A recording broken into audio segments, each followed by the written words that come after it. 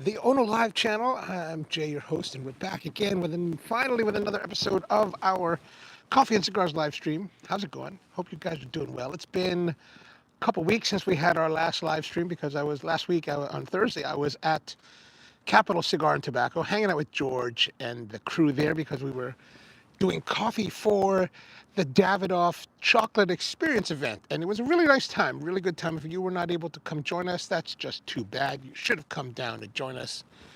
And oh, look at that. I'm all very bright. That's too bright. That's that much light. Why don't we turn it down some more? How about that? Maybe that's better. Is that a little more natural? I think so. I think so. Maybe we can get a little bit closer, even, and then go up a little bit more. One of the things is when I'm doing this, in this, to see what I'm setting up until I actually start the stream, because in order for me to keep the lettering straight, I have to do certain things. But as you can see, I've got a new chair. I picked this up at the Restore, yesterday, the day before? $5. $5. Look at this chair. $5. $5. Not bad. Looks like somebody had it in their studio, had paint on it. It's all, I think it's been painted once or twice with this dark colored paint. The interesting thing is that I saw it at the store and I was like, hey, that looks kind of interesting. That's $5. It looks fairly comfortable. So I sat down in it for a while. I sat down in it and I was thinking, maybe I could buy this chair and use it as a form for another cigar chair. Like, I'm always thinking about cigar chairs, like chairs to sit down for a couple hours and smoke a cigar in. And I was sitting, I was like, this is fairly comfortable. For me personally, my torso, it's a little bit high, maybe like a quarter inch to half an inch too high, or just a little bit high, not too high, but a little bit high. But otherwise, it was very comfortable. And so I'm trying it out now tonight. And I brought it home and I was like, what kind of chair is this? It's, it looks like some kind of library chair or something like that. And I was like, so I used Google Lens. And Google Lens is pretty amazing, these AI stuff. But I take a picture, send it to Google Lens. Google Lens is like, I set the front. I set a full frontal picture, right?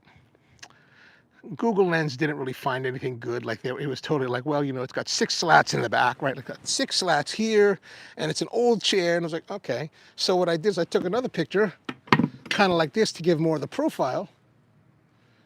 And Google came back and was like, that was it called? It's called. I think it's called the Benson Wakefield and Company. Is that Benson or Bencombe Benson, something like that, from Illinois. And it turns out this chair was made for a courthouse in 1920, the 1920s, or maybe, yeah, I think it was the 1920s, maybe it's the 1940s. And yeah, it was designed for this courthouse, and it was a courthouse chair, so designed for, I guess, jurors and lawyers and plaintiffs and defendants, as well as gallery people, to sit in for hours at a time. So it's fairly comfortable. It is kind of sculpted at the bottom, and yeah, we're going to give it a try tonight to see how it turns out. And it's not terribly cold outside, so it's like, all right, we're going to do that. But turns out, as I ran some more searches on Google, there's some chairs for sale. Now, when you see prices for chairs, especially on auction sites, there's the price that people ask, but really it's only that valuable unless somebody's willing to pay. Right? So I saw one website, they were like, it's $1,000 chair. I was like, $1,000? $1,000 chair for $5. So, let's say it is worth that at the end, and somebody is willing to pay $1,000 for a chair like this. Like, then that was a heck of a good deal for $5, right? But, who knows? Who knows? Who knows if anybody's really willing to pay that kind of thing? Like, it's so far so good. I haven't really sat much in it. I just kind of sat a little bit. Let me just scroll down here to see who's with us. Andrew's with us. What's going on, Andrew? How are you? Mom, good to see you. Andrew, by the way, I've been meaning to ask you, like, on some of the other streams, I see someone that has the same purple, like, logo with the A and someone that says Andrew, and it just has a bunch of numbers and letters. It doesn't say Andrew Borja like it does on this live stream and on the Ono Coffee live stream. But on the other one, I was like especially the Friday night live stream, I was like, I'm talking to someone named Andrew. And I was thinking it was you, but I wasn't sure. So I was like, I better not say anything too given away. So government office chair says Andrew, and I've got two of them. So you've got like $2,000 in chair. Or something like that. I don't know. I don't know. All right. So since we're outside, we're going to do fire. And I've got my little kettle out here. Like I told you, I think I mentioned this before, that I have been using a kettle, a Weber kettle, to build my fire. Now there was a hornet's nest. I took it down, and I've just been throwing like remnant pieces of wood into here. But I wanted to build a proper fire.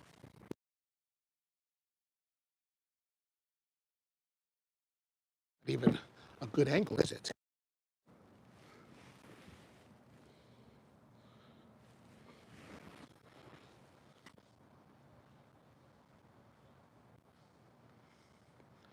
I'm like forever handicapped with my system here because I'm monitoring everything on a laptop. And in order for me to see the way that it's set up, in order for me to see the comments, I have to scroll down, which means that the image goes up and I don't see. All right, so I've got a little my hand planing of me trying to be a diligent woodworker. She works. It typically works amazing.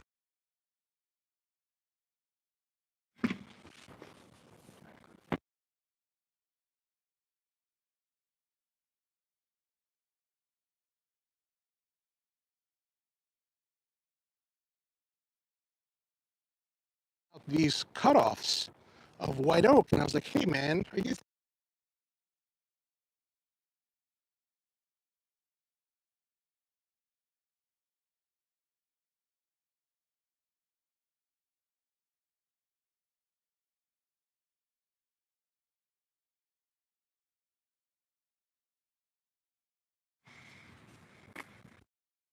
Okay, we'll start there.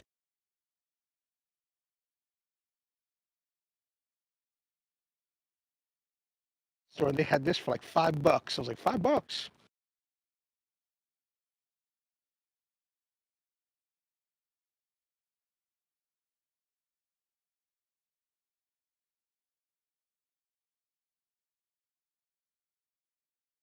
Easy with it.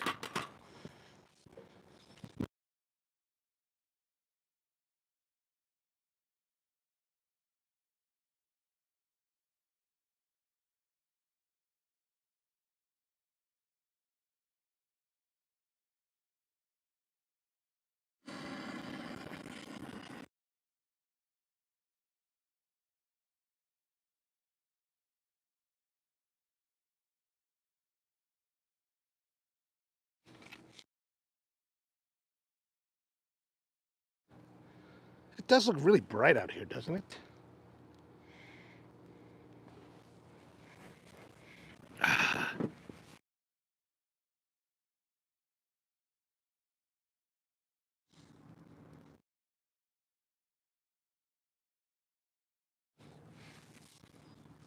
We want to see those hornets burn out.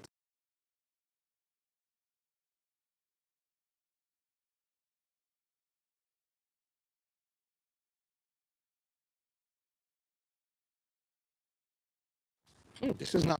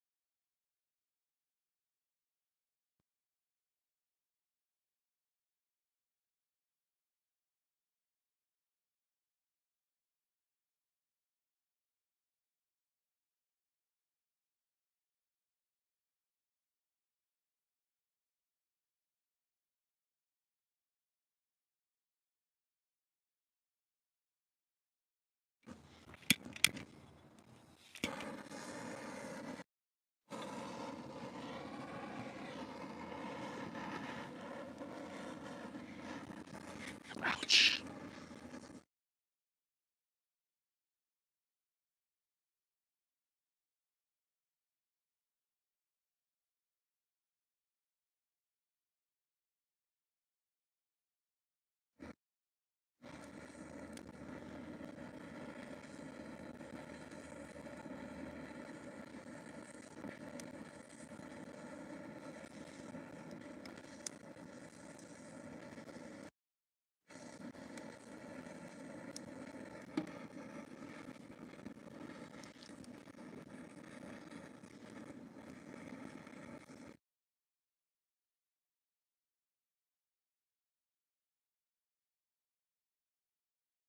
Off or whatever in here. I cover it with the kettle lid, but I can see there's a lot of smoke, so that must mean it's all still pretty wet.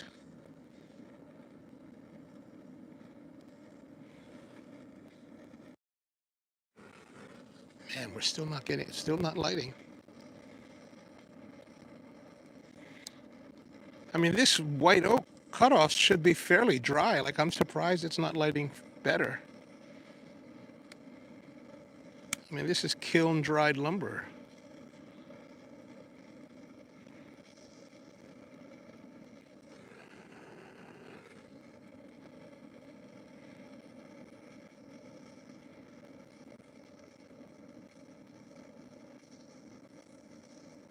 Once we get it rolling, we'll get rolling. Andrew asked you have pine trees on your property. The pine cones make great fire starters. Oh, that's a good point.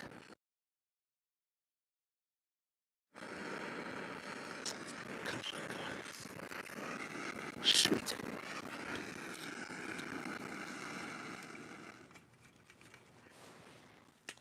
I mean, I've got these shavings. I mean,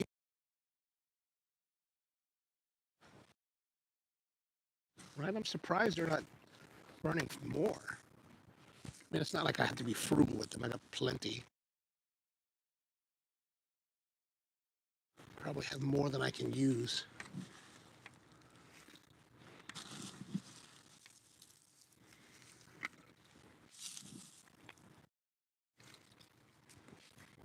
Okay, but I gotta keep it. Otherwise,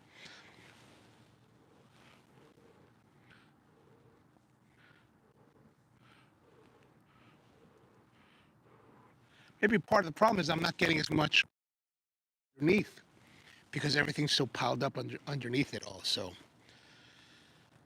that could be part of the issue here.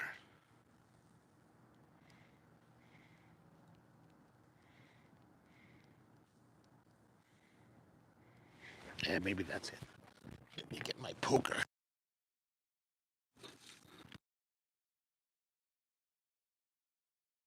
Crud is underneath here. It's just kind of not doing anything.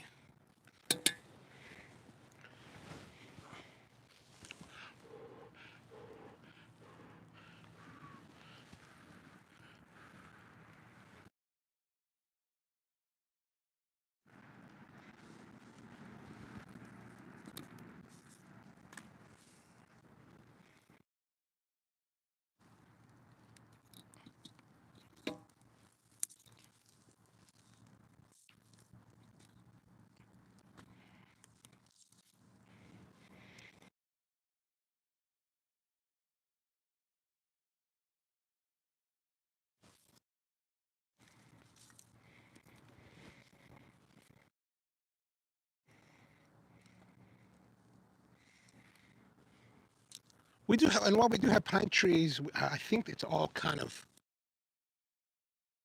gone away. Meaning that I think they're all like. I don't. I have to go look.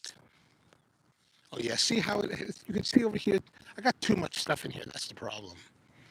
That's a big part of the problem here. Is that it's just not getting any airflow from underneath. I think maybe now we're getting better.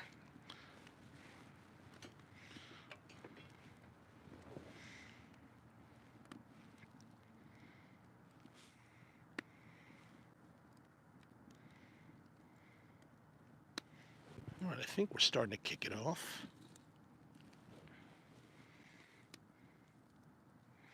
And couple minutes, I'll probably end up having to like.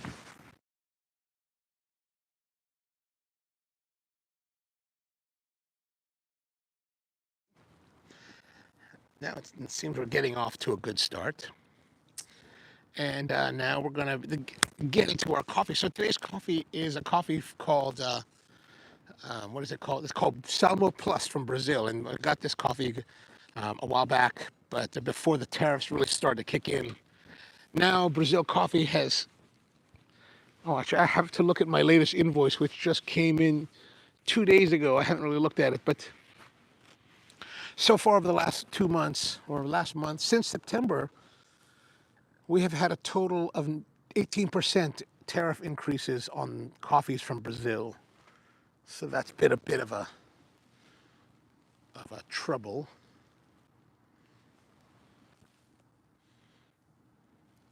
And I think we're rolling. Nice thing is I can add more.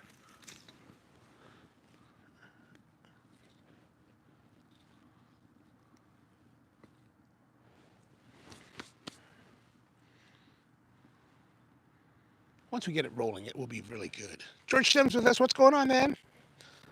How you doing? So this is the Brazil Salmo Plus. It's a natural processed coffee that I roasted a few weeks ago, and it's a if you have to see the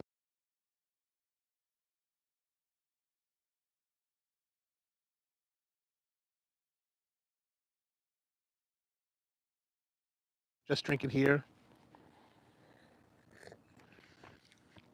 So it's got good body, a little bit of bitterness, nice chocolate. It's kind of like actually right now it has a milk chocolate character to it, like you're drinking chocolate milk. Like that's pretty good. I do right.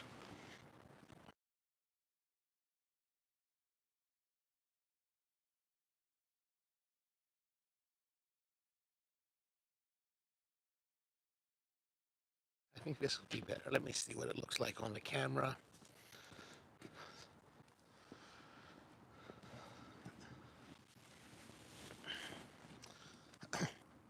Is that better? Gosh, it still looks bright to me. Like it looks very bright. Like, I kind of don't like.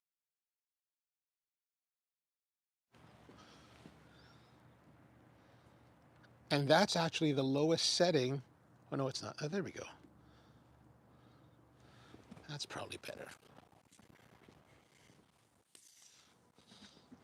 Well, here's the problem. Like I've got it set pretty low, but the camera, since it's an iPhone, is compensating for the low light condition to give better exposure. So go figure. What can you do? What can you do? We're going to need some more wood for the fire.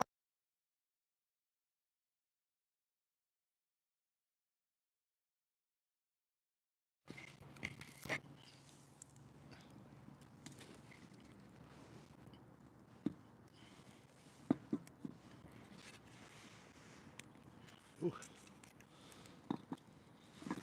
Ooh.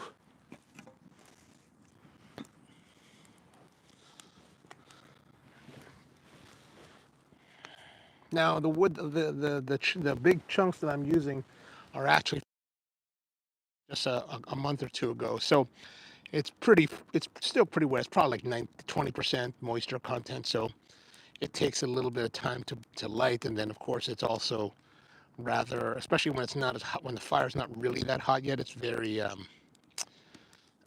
smoky, right? Smoky. Let me get a couple more.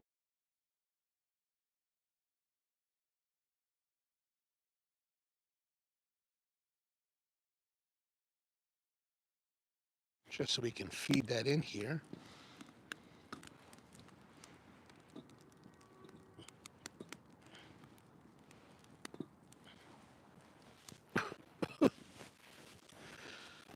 All right. So how's your week been? How's everyone been doing all this past couple weeks? I know it's been a little done the live stream, so hoping it's been good.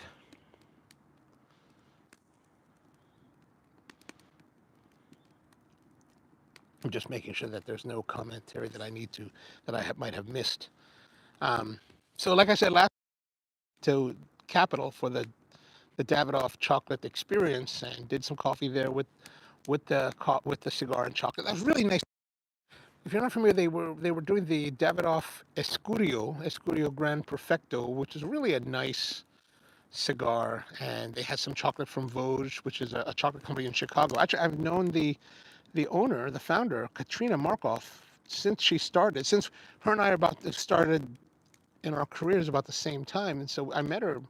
I actually met her through a friend of mine, Philip Preston, who owns a place called Polyscience, which is a food science company. Well, not food science. He's actually a scientific equipment manufacturer and got into the food science part of it because people wanted to use his immersion circulators to start doing sous vide way back when sous vides first started, like 20 years ago or so. And so I got into it early, and I got to meet Philip, and we became friends, and we're still friends to this day. And yeah, so he still makes excellent. Like if you want to buy like a immersion circulator or any kind of like true culinary equipment, Polyscience.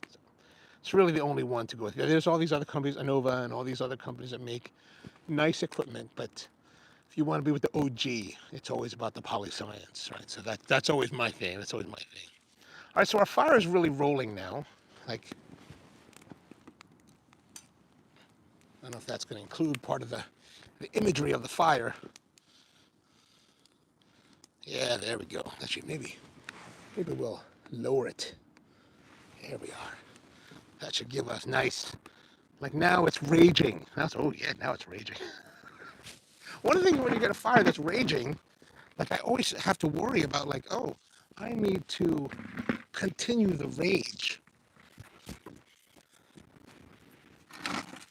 So what we need to do is make sure that we have some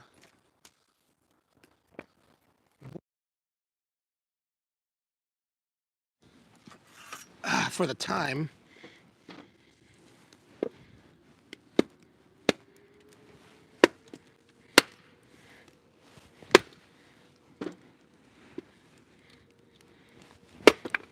Ouch!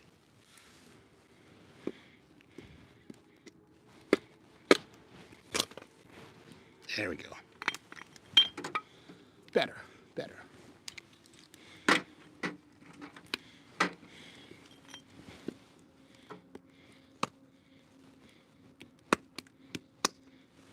Ooh.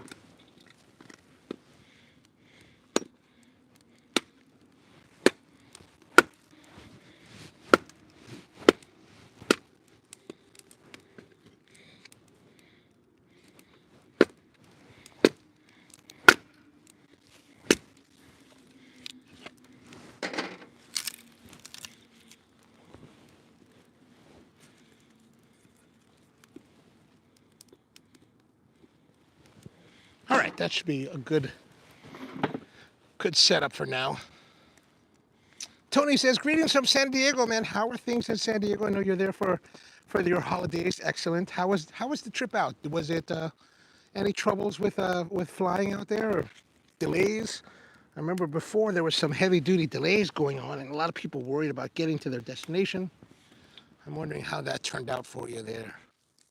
All right, so as you can see, the fire is rolling nicely. So let's get into our cigar. Tonight's cigar, like I said, last week I was at Davidoff. I was at the Davidoff event at Capitol Cigar. And I got there kind of early and was just kind of hanging out. I had a pre-game cigar. I decided to have what is it? I got a Stolen Thrones, King of the Crown Robusto, right?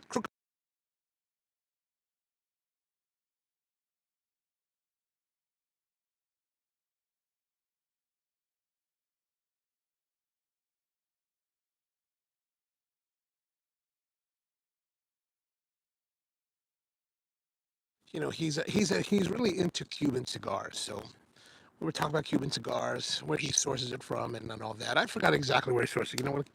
When we were younger, getting Cubans was really important, and I spent a lot of time traveling, so I was able to get Cubans on my trips, and it was always a good time. It was usually a good time. There's really some wonderful Cuban cigars out there, but after a while, I just don't necessarily feel the need to go get them, or like I don't feel the compelling rush to find Cubans anymore. It's like we can get them, we have them, and that's been a great thing. But, you know, but he was kind enough to give me tonight's cigar, or he gave me a cigar that I'm going to use tonight. It is the Punch Robusto. Actually, it's called the Punch Paraiso, which is a petite Robusto, and that is 55 ring gauge by 4 3/4, so it's fairly short, which is kind of the reason why I'm taking my time getting to it, because the sound is cutting out. This is terrible. How about that? Is that better? I am.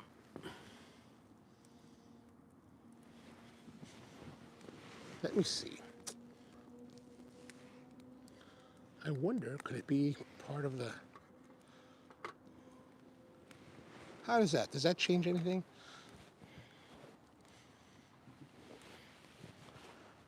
I wonder if it could just be because of where I have it on my shirt, on my jacket. The power, the battery strength looks pretty good. Like you can see here, you can see this is the receiver. And let me know if it's still cutting out, and we can see about making adjustments to our sound. Oh, this fire is nice and strong. Okay, Andrew says that I guess the thumbs up means sound is better. Okay, good. Yeah, let me know if it cuts out. Just let me know, and I will work on that to make sure that we continue with good sound. Sound is really important. Actually, one of the things that those like Mom and Andrew who listen to the morning show, I'm curious to know something that I haven't really delved into it, but whenever I look at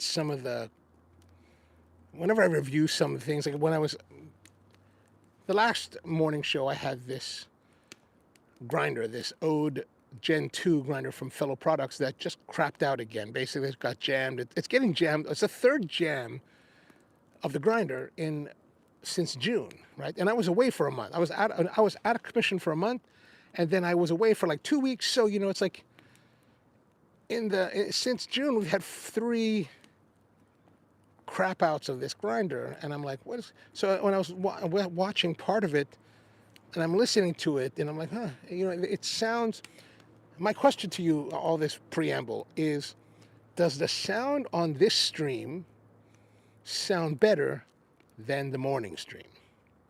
Is there more bass tone? Is it rounder? Is it fuller? That's what I'm curious to know, because I kind of have a feeling that it is.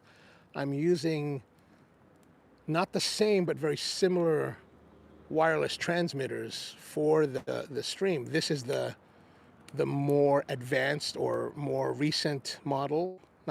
It's not the current model, but it's the generation after the one there's the first generation which I'm using on the morning stream, and there's this generation which is the second generation. So I'm curious to know if you've noticed anything. If not, then then it's just me kind of being a little bit special. All right, let's get this. Ooh, the heat is on, baby. The heat is on. All right, so let's go to that Robusto, or Petit Robusto, called the Paraiso from Punch. And Punch, from what I was reading, I have a link to it down below. There is the Cuban cigar website. And the Cuban cigar website said that this cigar is kind of like considered nowadays to be one of their kind of like budget-friendly cigars, because it's been around for a long time, and it's not considered a premium cigar. And I mean, Punch has always been a very favored brand historically, and evidently it changed in the 1980s, like 1982, and then it changed again in 2002 when it became kind of regarded by Cuba Tobacco as one of their lower tier cigars, because of the way they rearranged it. It says a little bit about it in the website listing. I don't recall it. I just don't recall it anymore. That's really what it comes down to.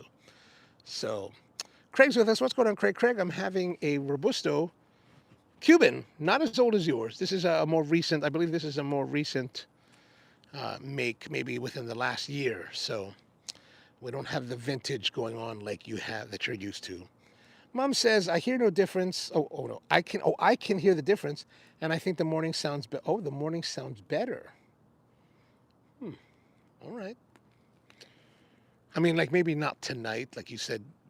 Some of you noted that we've had some cutting out of the audio, but I'll have to try. I'll have to take the. You know, I really need to take the time to listen to my own live streams, which I'm really bad at doing actually. So as you can see here, we've got the. It's hard. I know it's going to be harder to see here. My face is burning now, but you can see it's got a nice wrapper, really smooth and clean and very even.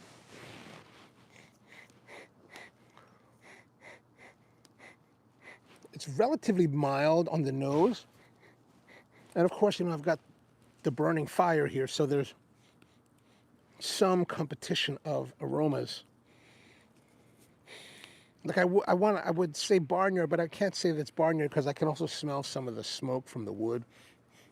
Maybe it's also on my hands. So, but it smells, the fragrance is fairly attractive. Like I'm curious to try it. I'm curious to try it. So we're gonna use our Tonino Lamborghini cutter. Oh man, this thing is getting kind of hot.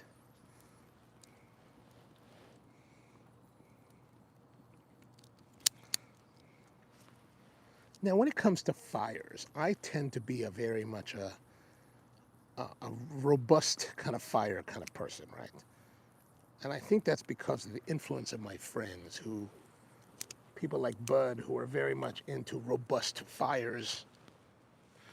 So I kind of like, you know, learned robust fire making. And it's kind of like it doesn't feel like a good fire unless it's very robust. Like we would have times, I think we're like sitting 10 feet from the fire because it's so hot.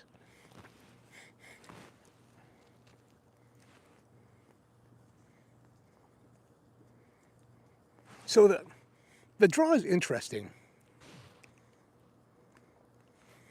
The best way that I can describe it is that the interior of the cigar, especially as I'm biting down on the cigar to hold it in place, right, like this, it feels very hard. Like it's very like packed. But the draw, and the draw has some level of restriction because of it, but it's kind of like there's a packed center, and then your draw kind of comes, the majority of the draw is coming around that packed center. Some has still come through the center of it, but a lot of it seems, it's kind of like, imagine like a jet engine, right? It's kind of like that, right? Where the bypass air flows around the main part of the engine. Speaking of engines and airplanes, I don't know if you saw this, but the NTSB preliminary report came out on the UPS crash, and it looks like the engine mount sheared off. So like I was always thinking maybe they didn't secure it, you know, they didn't put the pin in or whatever. And you know, gosh, can you imagine you're one of the mechanics and you're like, oh, my plane just crashed. That must be a horrible feeling. But you know, from the preliminary report, it looks like the engine mount sheared off. So it was a failure of the engine mount. I don't know if that's something they X-ray or not during the big maintenance phases, but I was like, man, that's crazy.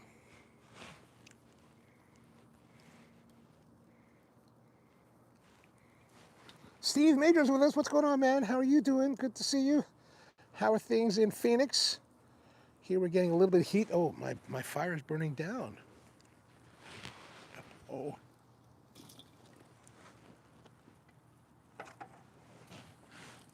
I gotta put more wood. And I better split some more wood before it gets too late.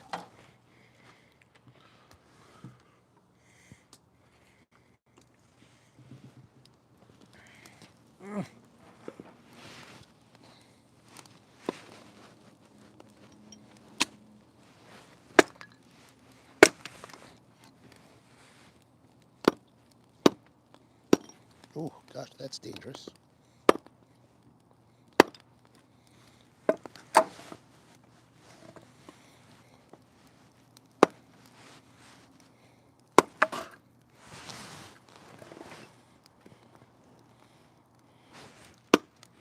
Oh, this one's hard. Okay, we're not gonna even bother trying to cut that off. Just put that on the side here, let it burn, let it get warm. You know, when you're trying to hold the piece of log and trying to hit it with the axe is a bad idea. It's always a bad idea. And now we're getting to the point where the fire is getting good and warm. So even though the wood itself is relatively wet, it should burn better.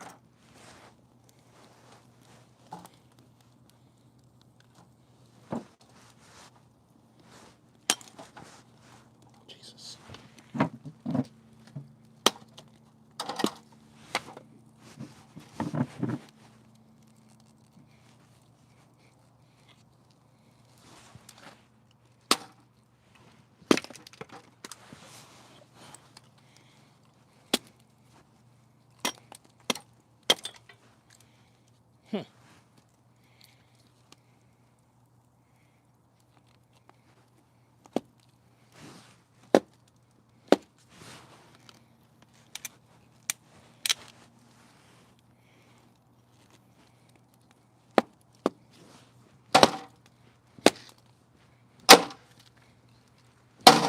Oh, damn it.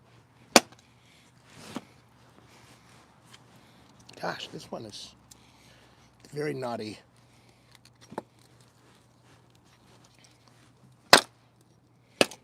There we go. That's what we want to see.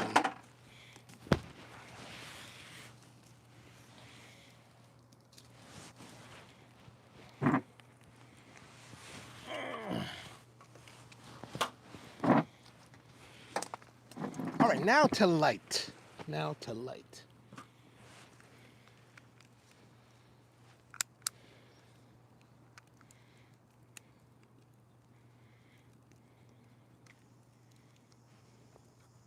So thank you, Albert, for the cigar. Appreciate it. Whoops.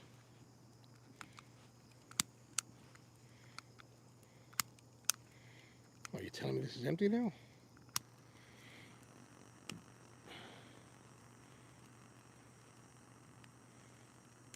Looks like it's getting there empty. Tony says, I'm smoking some chicken for dinner. Sadly, I already had my cigar. Really? Man, what are you doing there? I already had your cigar. It's only 5:30.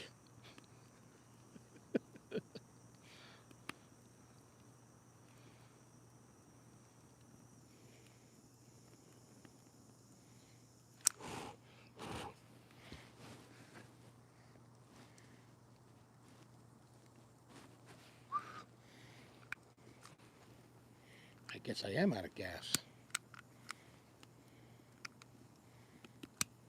Should have checked this before. Well, it's almost all lit.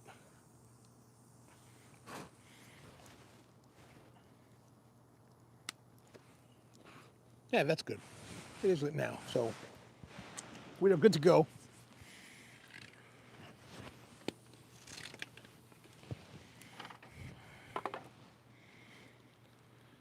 Oh yeah, nice to have a hot fire.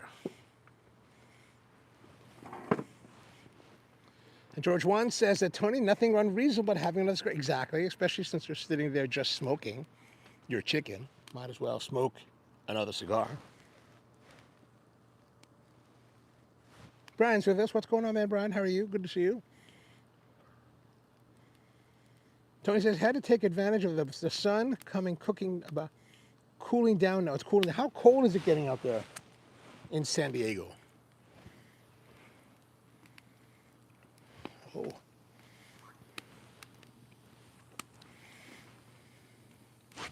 One thing I got to be careful about is that where this other one is, it's like close to the plastic handle. I don't want to melt the handle. I've already singed it.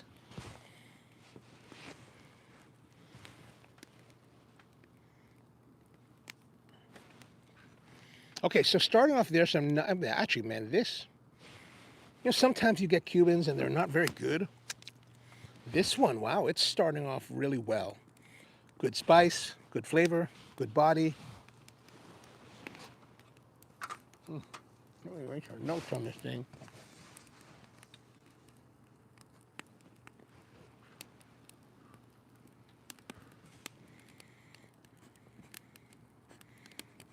I'm going to say for our fragrance and cold draw, very good, 8.5.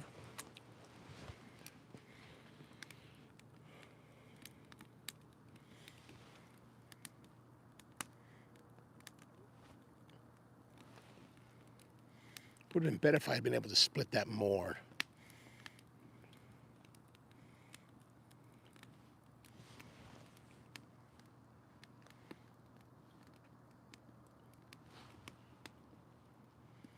Man, I gotta say, you know, you never know what you're gonna get when it comes to Cubans, but man, this punch, I don't know where Albert got it from, but wow, it is actually starting off really great. Like, got a great flavor profile, really interesting, complex. Like, this is the kind of Cuban that would like make me think again about getting more Cubans, right? Like, sometimes you get the Cubans and they're just terrible, just flat and no distinction, and just kind of like, you can tell it was rushed. This one is actually surprisingly, like, it's starting out surprisingly good.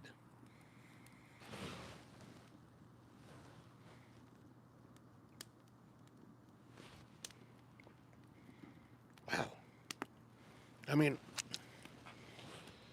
you know, it's got a good amount of spice to it, and it's not spicy in the way that we're kind of used to now here in the United States, where a lot of the Nicaraguan cigars have that black pepper, that kind of Nicaraguan spice. This one has a spiciness to it, like a spiciness, not just a little bit of spice, but a spiciness to it. But it's interesting because it's in many respects it's a very refined spice.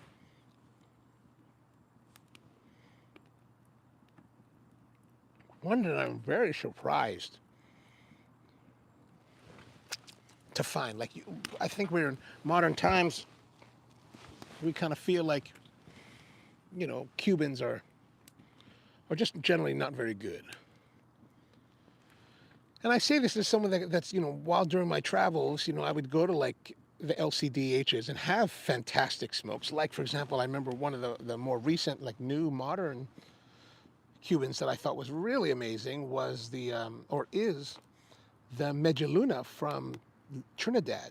And it's kind of like this Robusto size, but really, and maybe a little bit thicker, maybe like a Gordo, but really, really great. And this is, wow, I'm surprised. I'm really surprised. Steven says, Phoenix has had 3 days of rain and a little hail. Whoa. And we were just freezing here at 59. Whoa, man, crazy. 59. A lot of people who are out here in the East Coast probably are like, 59, man, that's nothing. But when you go from like 125 degrees to 59, that's a lot. You're like,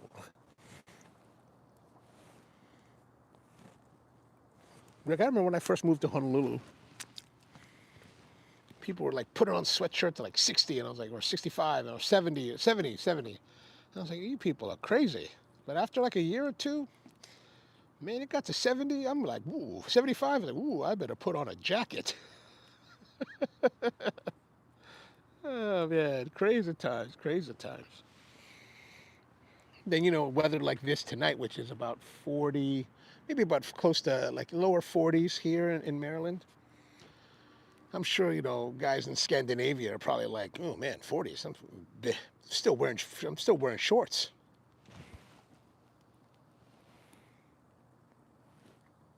Mm.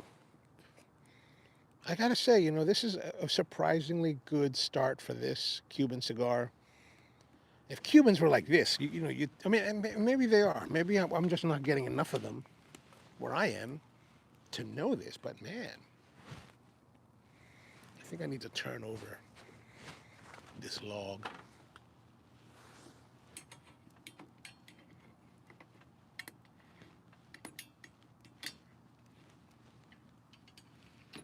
Oh, good Lord. Trying to get my grabber.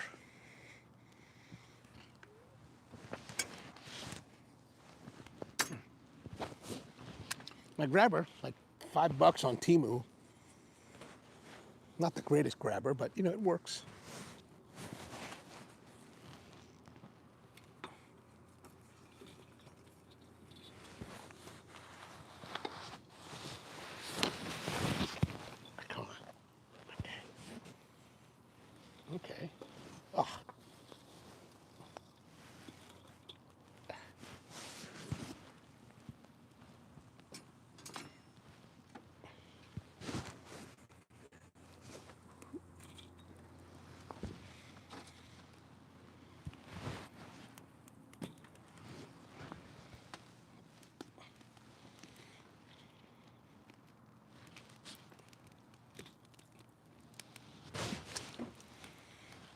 There we go.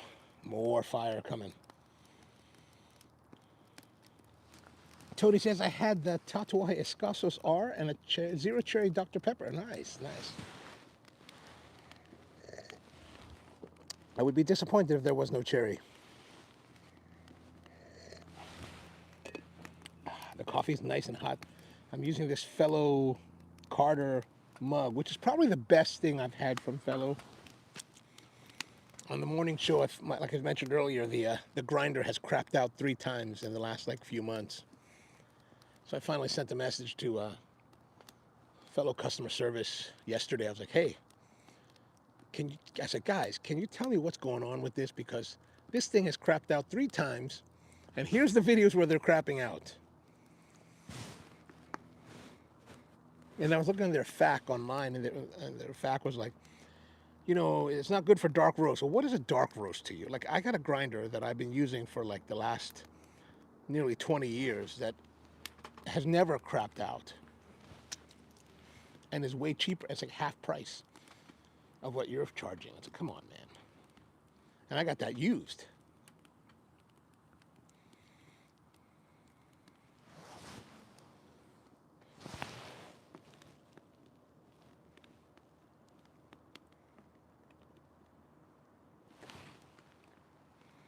All right, this cigar. Now, so we started off with some gangbusters of spice, and now it's kind of mellowing out. It's kind of mellowing.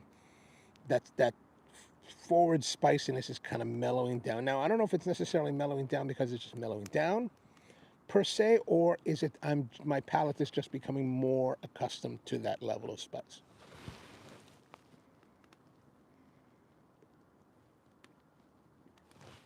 I think it's the former rather than the latter.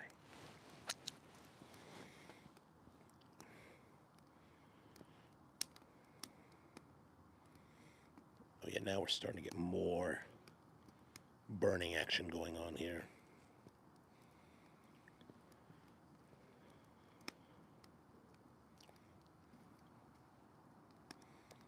But I think my axe is already dulled. It doesn't have as much of an edge as it did earlier.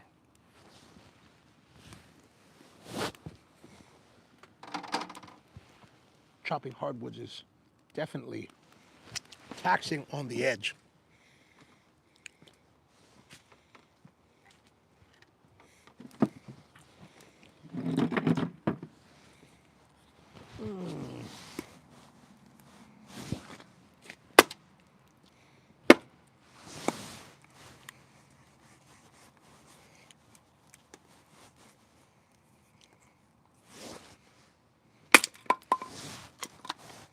Good. How about that? That chop? Oops.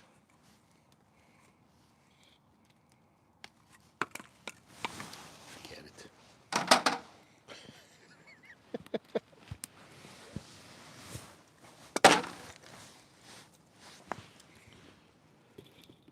Oops.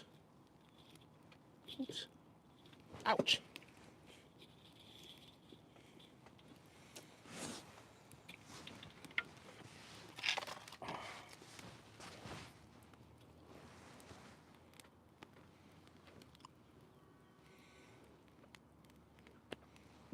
All right, we're good. We're good.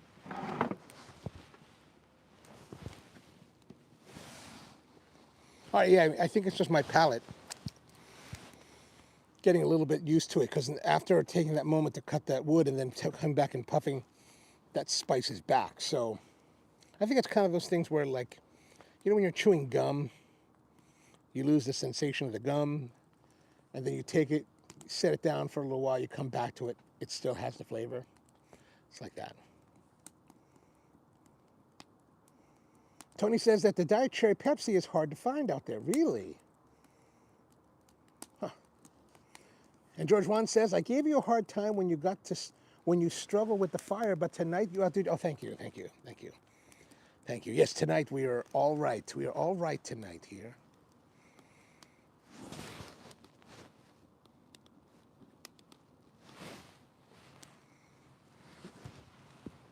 One of my most epic fires, though, was I was at a Deep Creek. I was on a trip to Deep Creek, and my friends rented this house. They had a big fire pit in the back. And so they wanted to have a fire after dinner. And I was like, you know what, man? I built this huge log cabin of wood, right? Huge. It must have been good 10 levels of like quartered like chunks. And I lit that sucker up. And by the time we were finished dinner, it had burned down and but it was super hot. So when I started adding more logs to it, man, it just was like, ooh, instantaneous. I was like, all right. Then we built it back up, and fire is only good fire is only really good if you have to back away from it.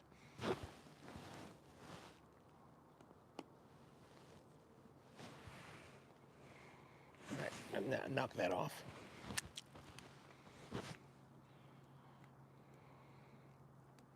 So right now you can see the fire's kind of died down a little bit. I got some fresh wood on there.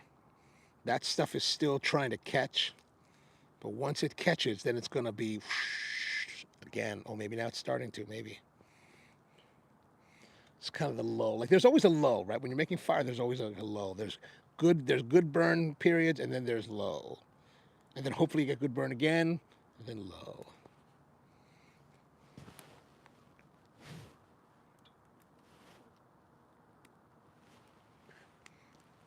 What I really need to keep around is leather welding gloves. Because when I have leather welding gloves, the thick leather welding gloves, not the thin lambskin ones you use for TIG welding, but the thick ones, right, used for stick welding, then a lot of times I can just go in and grab a log and turn it. You know, instead of using those like grippers, you know, trying to turn it, get them.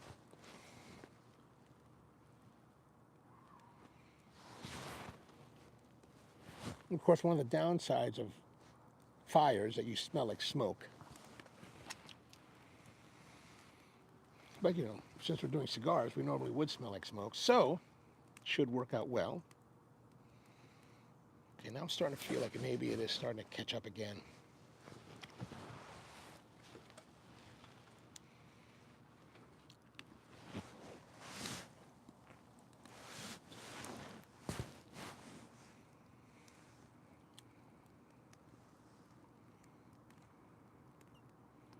George 1 says that my parents had on the or fashion wood stove in their basement. That thing put off serious heat, burned to 400 to 500 degrees for hours. Yeah, man, like that's what I was thinking last summer or last winter into summer. I was like in the garage here where I have the wood shop now. I was thinking, man, I should put like a fire, like a wood oven in there. But then I would have to run all the piping, and that just wouldn't work out well. But man, and I don't have the space for it. But maybe one day when I make space. Because every time I go to like friends' workshops or we were at this furniture maker up in York, Pennsylvania last week. And he's got a beautiful shop. He's got a nice shop, like, but very old school, like furniture, like period type of furniture, right? But man, a nice little wood workshop and wood stove in the middle, and so toasty warm. It was so toasty warm, like it's toasty warm in a way that I cannot seem to achieve with a propane infrared burner.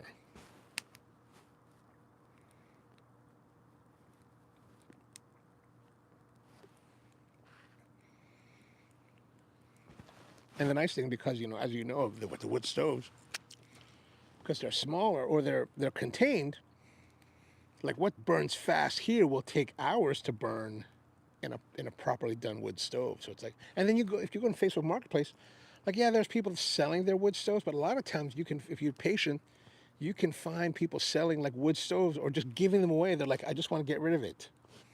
Come get it. It's like, all right.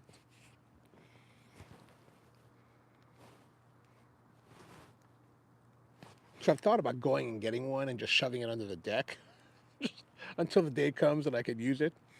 But I was like, the last thing I need is more clutter around here.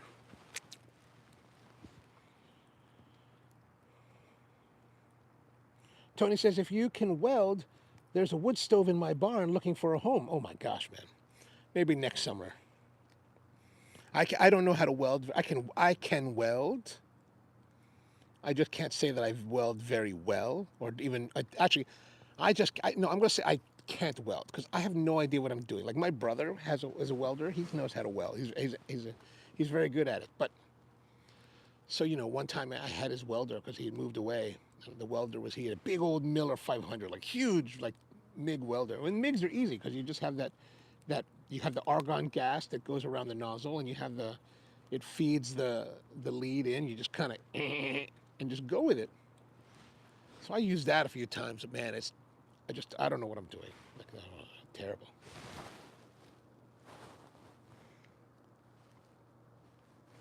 But that did not stop me from not buying a flux welder from Harbor Freight the other month when it was like on sale for $100. I was like, $100, $100 for a flux welder? I'll buy that.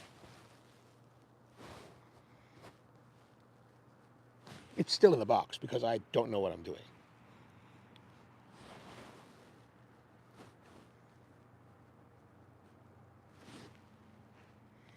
But when you say is it broken or something? Because I think that stuff is fairly easy to fairly easy to weld, I guess.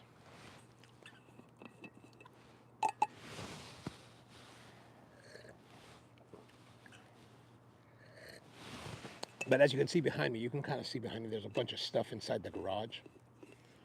A lot of that has to go away. Like a lot of that has to, once I finally get rid of it all, then I'll have space for that kind of thing. Doesn't need to be pretty, just one of the legs came off. Oh, well, if I'm doing it, it's not going to be pretty.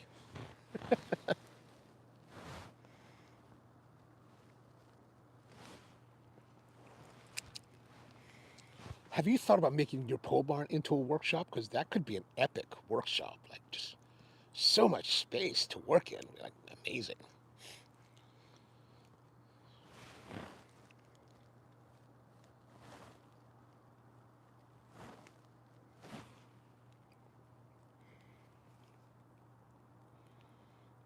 All right, the fire is... It's not like striking off again, is it? This is the perils of using, like, wet wood.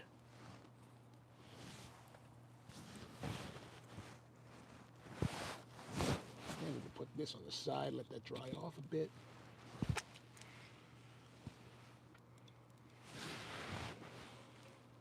We need to cut some more.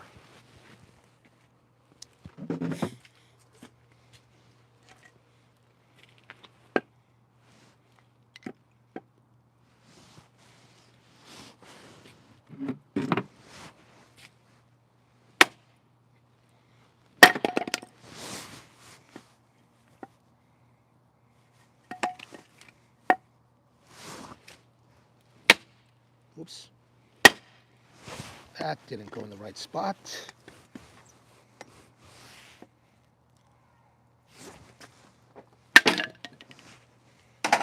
Somewhat better.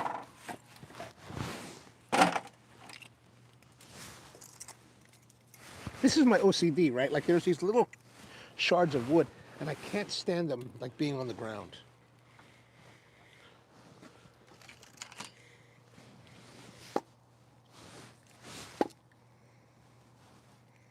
Is that too small? That's too small. That's too small to cut.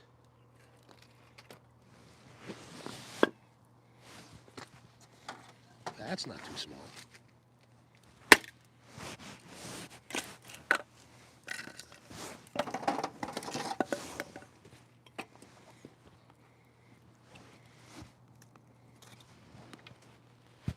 Okay.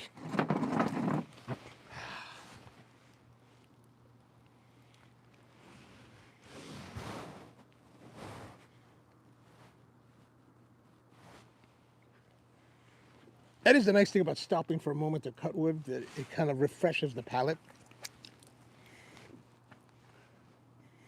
Oh, now we're starting to get more heat. Now it's starting to pick up.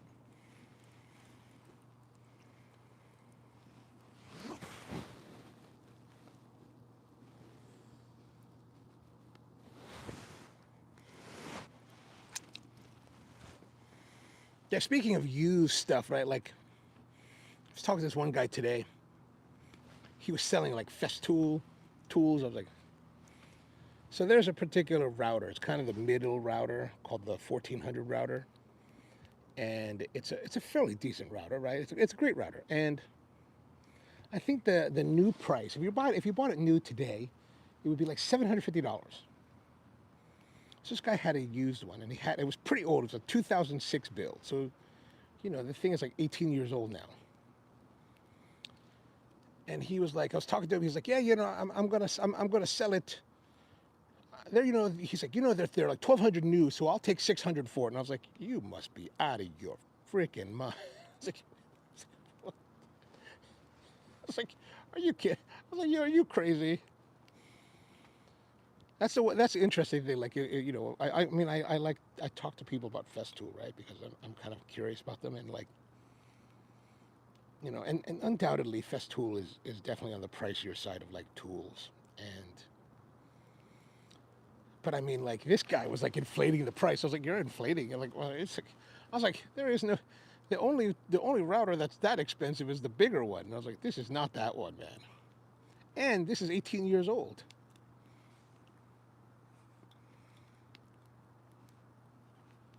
I was like, dude, I was like, we can, we'll, we can no longer continue talking. I'm like, there's just no common discussion here. Andrew says, try stacking wood in a kettle teepee style. I would. Like, I tend to do that when I start, or some kind of like proper stacking, but I find that after it starts to burn, I can never get it to like hold that shape, especially the teepee shape, because then you have to like build around it. It's, especially if fire's been pretty good, it's all hot. Like now the fire is starting to like pick up, because now I'm really feeling the heat. Like, even though my position hasn't necessarily changed for the last like 45 minutes, now I'm starting to feel like, oh man, now it's starting to like if I lean here, like really my face is starting to burn. So I gotta lean back. And there's a part of me that was worried, like, depending where I'm holding my cigar, is it drying? Is it going to dry it out? Is it going to light? It's not light it on fire, but you know what I'm saying. Like, it makes it.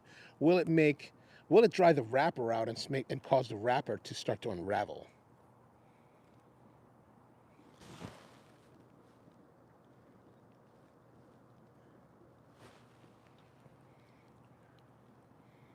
Yeah, now we're getting good. Now we're getting good heat. This is good heat.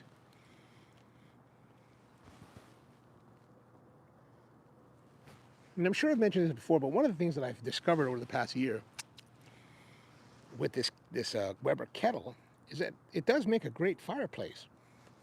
One of the things I've always struggled with fires, whether it's at here, my place, or friends' houses, that fire pits are always kind of low. So invariably you're sitting there and your shins are like burning, and your torso is not quite hot. It's sort of hot. It's sort of warm, but it's like your shins are burning, your knees are burning. You're like, man, I gotta back up. But when you've elevated the bowl, maybe like 18 inches, 17 inches, I would like to actually elevate the bowl a little bit high, maybe as high as 20 inches. The bottom of the bowl at 20 inches. It it it kind of it's kind of almost over your legs. So I'm getting radiant heat on the legs, but it's not too much. I'm getting a lot of radiant on the torso, which is actually a really nice. It's a really nice effect.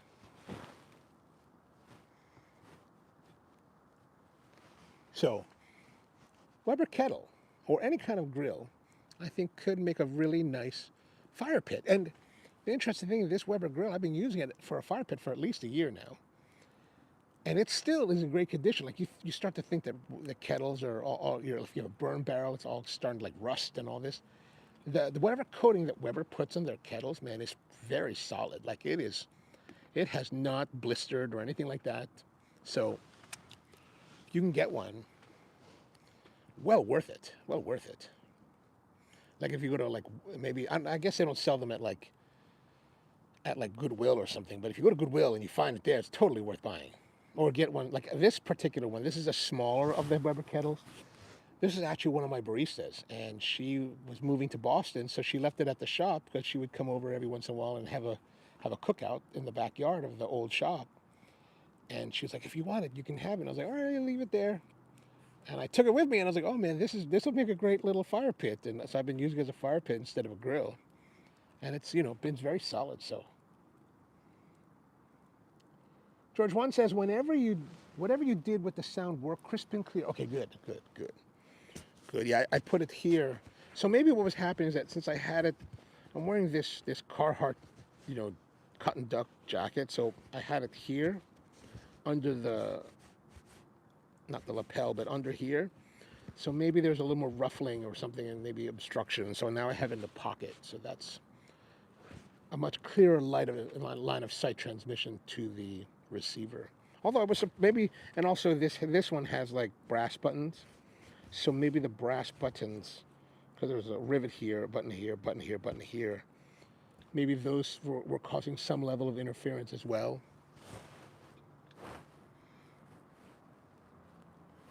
And these are also 2.4 gigahertz transmitters, which are the same frequency that same part of the spectrum that like cell phones use. And so and the reason they do that is because it's relatively cheap and it's pretty much free.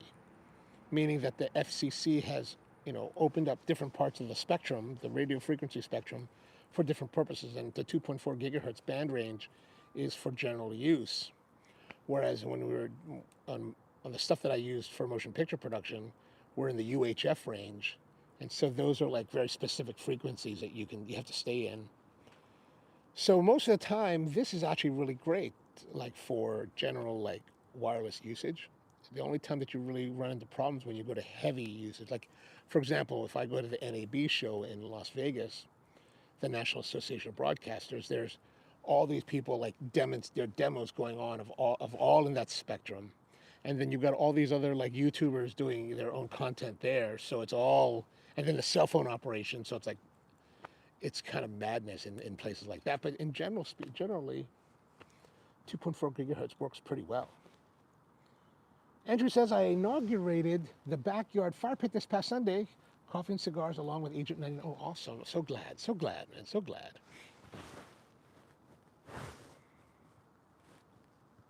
That is a nice little slice of DC that you have there.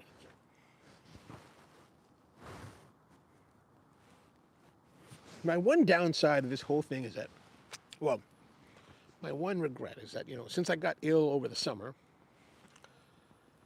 one of the drugs, the antibiotics they've been giving me is something called Eliquis.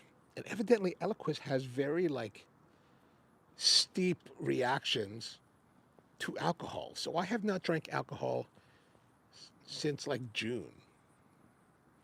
So I'm just like, and actually today I was at the Goodwill today, right? I was at the Goodwill in Jacksonville, which is about 10, 15 minutes away from here. And they had these beer steins, from Bavaria. And I was like, I would like a beer stein. I would love to have one of those Bavarian beers, like a nice Christmas bock from. There's a place in Germany that whenever I'm there at this time of year, especially, and the best time for me that I think in Germany is after American Thanksgiving and before Christmas. It's truly a magical time in Germany. And I would go to this place called Brauhaus Wette in Nuremberg. Yeah, Nuremberg. No, in Heidelberg. One of my friends turned me on to. He's like, dude, if you go to Heidelberg, you need to go to this place, Wette. And I was like, so I remember my first trip there. I went there. It was Christmas time, early December. And they had their Winterbock. Oh my gosh, man. I sucked that down. I think I had 2 liters. And then I had to drive to Nuremberg. I was like, oh, terrible.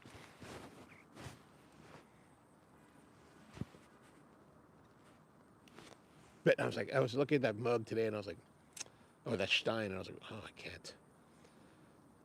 And it's very rare that I ever have the taste for drinking beer. But today I was like, oh, that would have been very nice.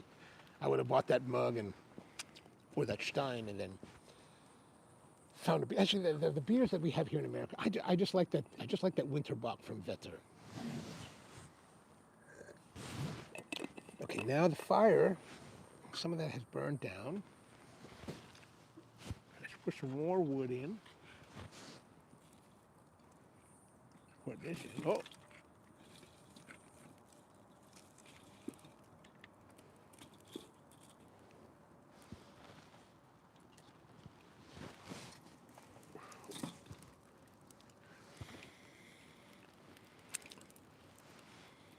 this red oak is such an interesting wood.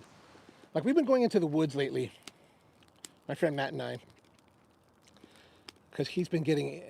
I'm slightly obsessed with this, but he's definitely getting more obsessed with it. Like recovering logs and then milling them.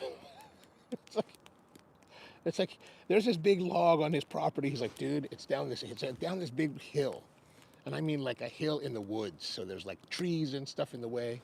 And it's a huge like tree, a white oak tree, that fell and like, I mean, it must be like 30 inches in diameter. It is massive.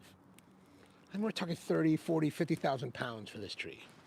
And we've been talking, plotting, and like, how can we recover this tree? We called an arborist guy we know. It's like, hey man, how do you recover this tree? He's like, so you see that big tree over there, that big white oak with the crotch way up high? You want to drop a block in there, pull the line, and use that, connect it to the truck, and then drag it up. And I was like, that sounds awesome, but also sounds wildly dangerous. Like wildly. But evidently, if you buy the right rope, right? Like one of the things that I remember from like off-roading with my old Land Rover is that, you know, if you're using steel cables, you really got to be careful, because if you're recovering a vehicle and the cable snaps, man, and you don't have a way to dampen that inertia, it could kill you. Like it could sever your legs off. And you know, you're pulling a 30,000 pound tree. Like, what kind of craziness? I was like, but if you buy the right rope, the special arborist rope for this kind of purpose, it doesn't have that kind of built-in energy. So if it snaps, it just drops. Of course, the rope is like $600 for like 300 feet.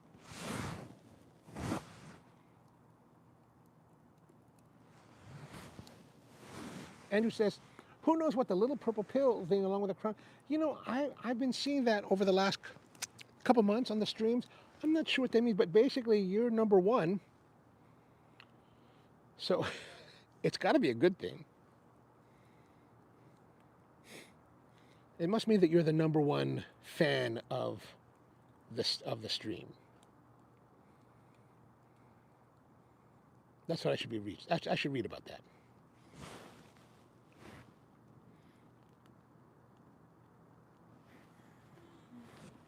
So again, this is a cigar. It's been very good the whole time, but it's every time you smoke on it for a while, like I'm gonna put it down. Like I'm getting my palate feels numb to the flavor. So if I put it down, and also I'm starting to feel like I'm losing combustion. Like it's a bit tighter, and it's starting to lose the burn here on the side. What if I was to light it like this? Ouch.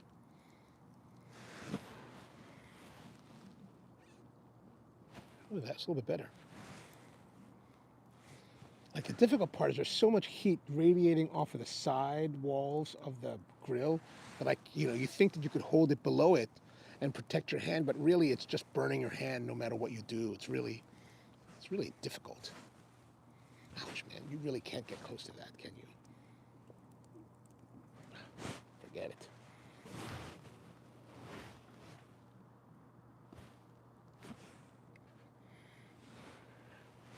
But I should take a moment with this thing.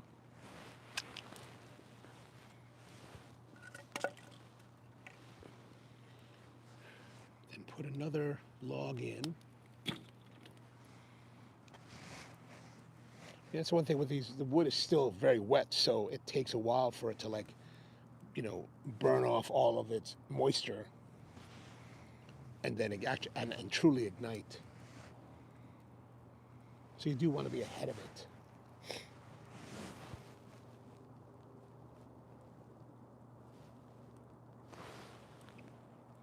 Okay, that's a little bit better.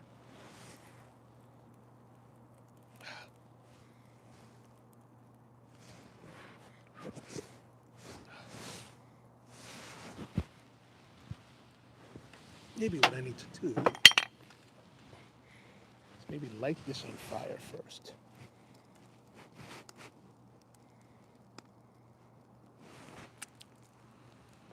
I'm putting this piece of wood in the middle of the inferno, like, and it's starting. It looks like it's starting to light, but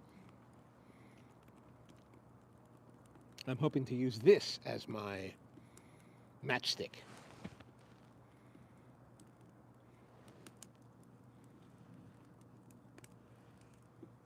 Not yet. Not yet.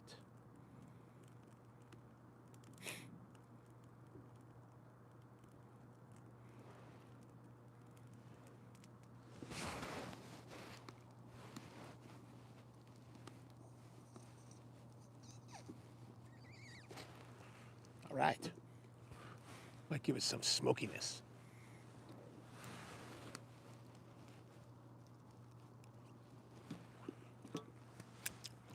Okay. Let's take this band off. I mean, I think it's been very good. It's been very consistent throughout our smoke tonight, and really much better than I had ever expected a Cuban to be. Especially after this website said that it was just kind of one of the mid-value oriented brands of the portfolio now.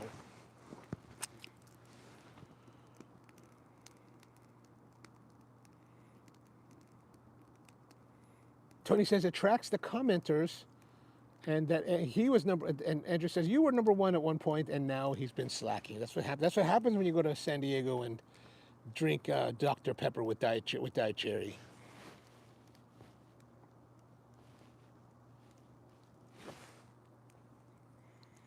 Well, as always, I appreciate all of you here tonight and every night that we're out.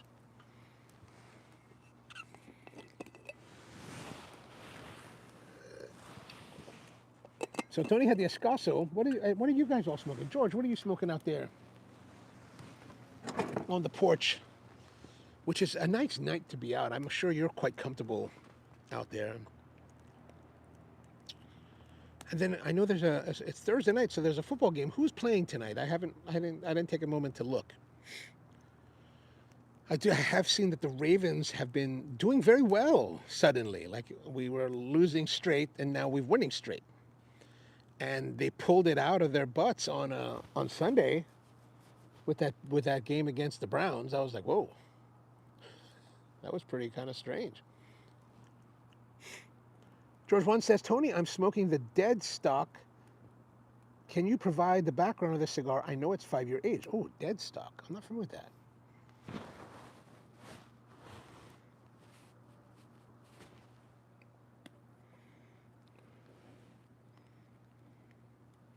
Tony, by the way, since you're in San Diego, give my regards to your parents and your brother. I can't get the band off easily.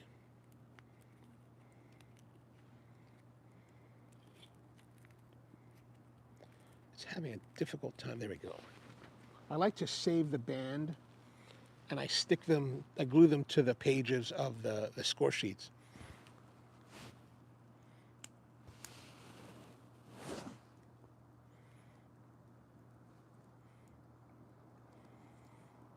Tony says that the dead stock is made by AJ Fernandez for the LCA, which is surprisingly unsurprising in modern times. It seems like AJ Fernandez makes everything now for everyone in the business. Soon I expect to see Steve Saka say that my cigars are now being made by AJ Fernandez.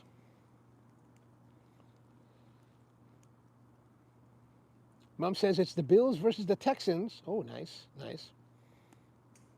Awesome, Tony. Tell them I said hello again. Andrew says, George, the Bills and the Texans while tasting the year of the horse. Oh.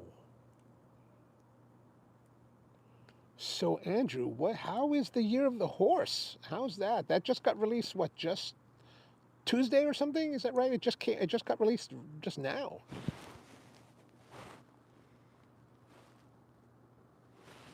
I need to get one of those. How much are they? $50? $50? I mean, that Escasso, I mean, not the Escasso, but the Escurio that we had, I mean, that was $25. I was like, well, the $25, that's big money. Big money.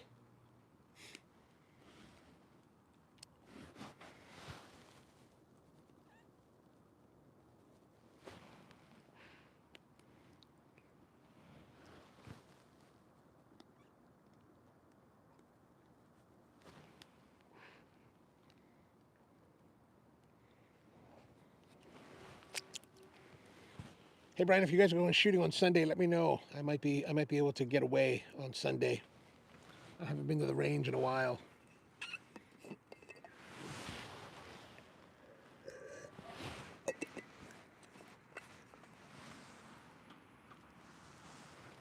Coffee's going well with it. I really enjoy that. Like this. So this particular coffee is the Salmo Plus from Brazil, and it is a natural processed coffee. So it's got a light fruitiness, but this particular roast, I took it a little bit further than I normally would.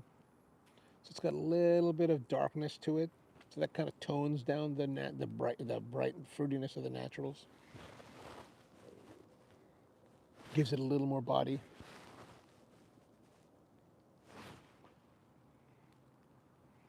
Andrew says, I'm on the porch. Horse more money than I want to spell. But you did get the euro. You did get one, right? Like, was it? And is it good? Is it good? Is it? Are you enjoying it? And I guess there should be. If you are smoking it, are you enjoying it as a cigar? And then the other question would be, is the enjoyment of that cigar commensurate with the price that you paid for it, or that they're charging? Tony says the interesting part is all of his LCA cigars come from his mountain plantation 2 hours outside of Esteli. Oh. Like the tobacco is grown in the mountains, or it's just rolled in the mountains? George says the dead stock is amazing, absolutely delicious. Oh.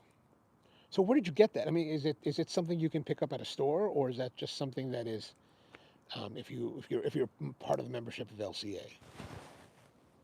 And Mom, have you tried this dead stock yet?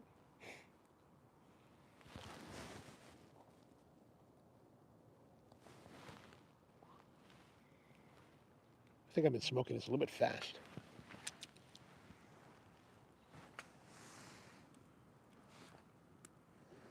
The fire is not burning as robustly as I would like. I think I need to turn some of these boards over. This is the problem when you're dealing with a lot of wet woods. I might have to get some of the drier cutoffs to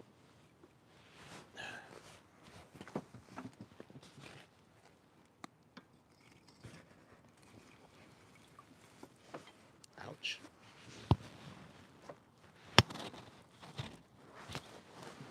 Oh, this is a problem.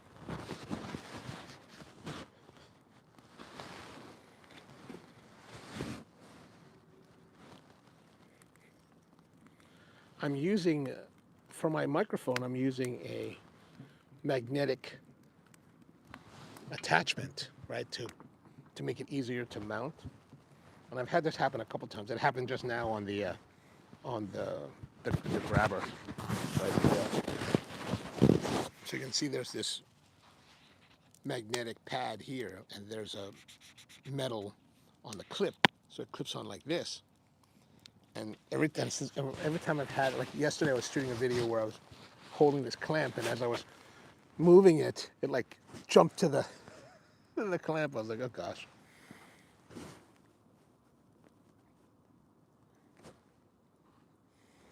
George says, I got it at MWC. Tony turned me on to, oh, okay, awesome.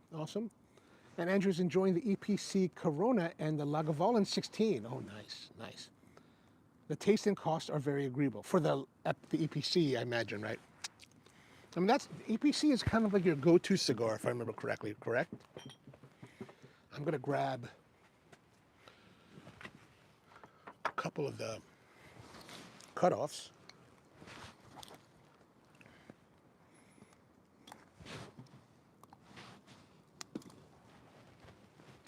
Because those should burn a little bit more robustly.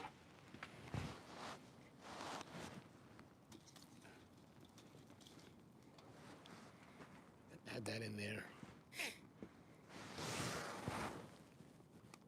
Tony says, I gotta bounce, gotta get back to the chicken. Have a great one. You too, man. Have a great one. Enjoy your Thanksgiving out there in San Diego with the family.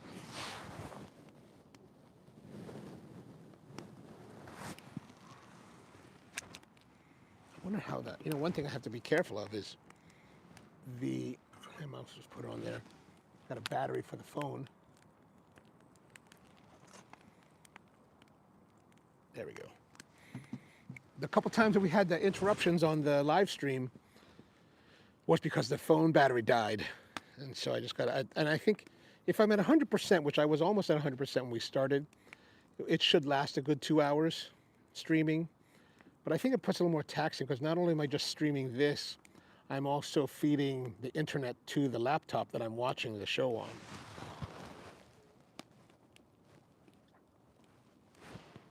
So we had a couple times when the stream did, or the phone died in the middle of the stream.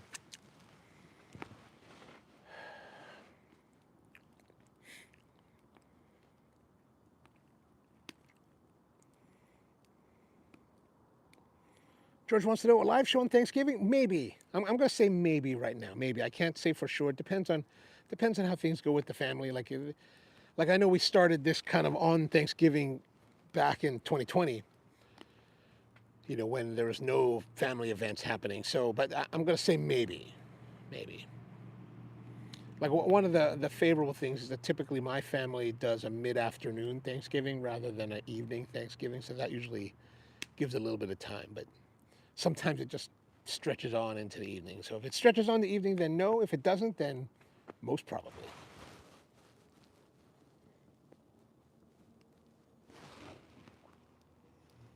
Tony says, side note, we bought the last of the dead stock, so when they're gone, happy Thanksgiving to everyone. Oh, okay. All right. Well, if you come back and there's some left, let me save you one, and I'll come and get it. But if they sell out before you come back, well, c'est la vie, c'est la vie.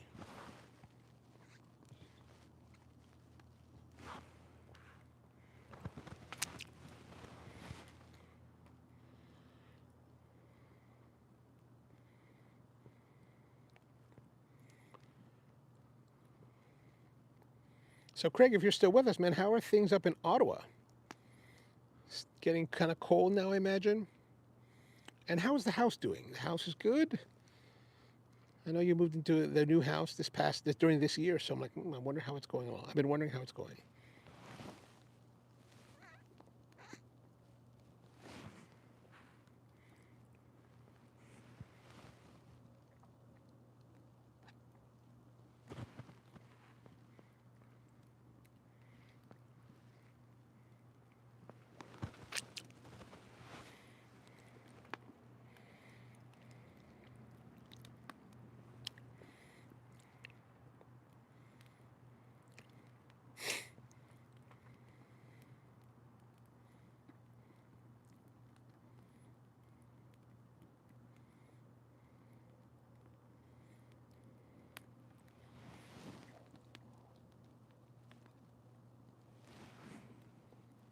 Like I was mentioning earlier I was talking to that one guy who was trying to sell these Festool tools.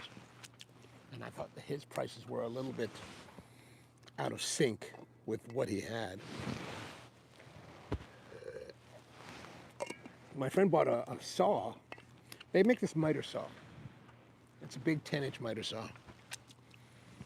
It is the best miter saw in the business today. Like it is the most accurate, the best dust collection. Everything about it is really top notch. The problem is that if you bought it new, it's $1,900. It's like wildly expensive. And so my friend found this guy online. He was like selling his miter saw. Guy was asking $500. I was like, whoa, $500. Now it's the older version of it, right? There's an older, it was a 2012 build. No, it was a 2009 build. And the older version of this saw had some issues between 2012 to 2015. And I think they replaced the saw in 2016 with the current version. And one of the issues that they had with that one model was that the armature would burn out. But evidently, it's really, it seems to be limited to the. I think maybe it's not even maybe 2012 is early. Definitely the 2015 era of that saw. 2015, 2016 are definitely problematic. But this guy had a 2019, so my friend was asking me, "Did you think I should get it?" I said, "Well, man, if it's in good shape, let's go look at it." So that's why we went to that furniture maker in York. And man, that's one thing. You can meet some of these guys and they take good care of their tools. They get super clean and super well kept. It's a pretty good bet. So he's had it for like 2 weeks now, no problems.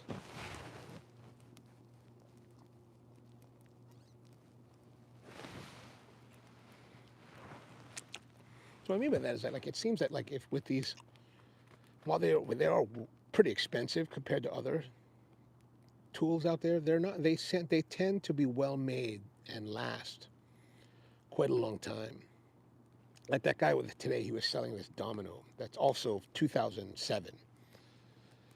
So again, 17 years old, 18 years old. And I was like, man, this guy's crazy. He was like, oh yeah, it's $1,800. It's normally $1,800. I'll sell it for you for like 900. Like, $900. I can buy that brand new for 12 if I was to buy it. And so I was like, dude, you're just totally like, and again, it's old. So it's like, are you crazy?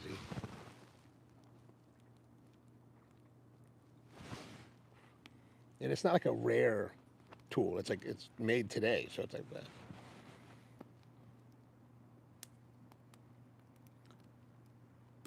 Craig says, I just picked up the cheapest snowblower I could find. Oh, nice, nice. I've got an old Craftsman here. Actually, I'm glad you mentioned that. I really do need to. I have it stored away. I got it wrapped in like plastic, and I need to dig it out and get it running for the season because. And this snowblower, man. Actually, it's a old Craftsman, like from the '80s. It's actually a really nice, a really good one. Like it still runs. It runs great. But I remember when we got it, my brother was like, "Hey, one of the uncles we know wanted to get rid of his snowblower," and I told him we come pick it up. So let's go pick it up. All right. So I took my truck, went to go pick it up. It's the middle of winter. We pick it up, and this is my brother still had his repair shop, and I said to him, "Oh, so should we drop it off at your shop, right? Because I'm thinking like, we need to get this thing running. If we drop it off at your shop, you're going to get it running, right? Because you're the mechanical guy. I'm the coffee guy." And he's like, no, just drop it off at the house. And I was like, what? Drop it off the house? That means it's going to sit here for years, never getting fixed. And that's what it did. It sat there for like 3 years, didn't get fixed. And a couple of years ago, I was like, man, I'm going to get this thing running. So I called up this dude that I know who does like on-site repair. He does lawnmower repair, comes out to you. So I called him up and said, hey, man, can you come out? He's like, yeah, I'll come out on this day, on Monday. I was like, all right, good, be here Monday. That was the day it snowed. And I was like, oh my gosh.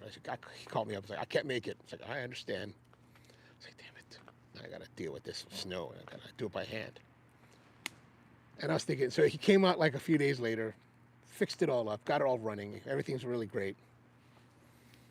And I remember thinking, man, you know what? It's not going to snow the rest of the year now that it's fixed. And it didn't. So last year it finally snowed. So I finally got to use it. I was like, all right, finally it works. It's got electric start. If you look, not electric start, but like if you plug it into an electric outlet, it has an electric start. So it's actually really cool, and it does a really good job. Like it's not like when I was younger, we had this one that had paddles, a John Deere that had these like paddles on. Those sucked. Those were terrible.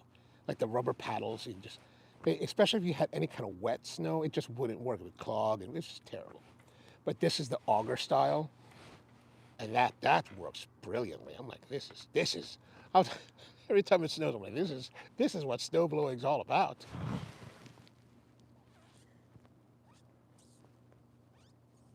Which is good. I mean, good that we got it because like it didn't really cost that much.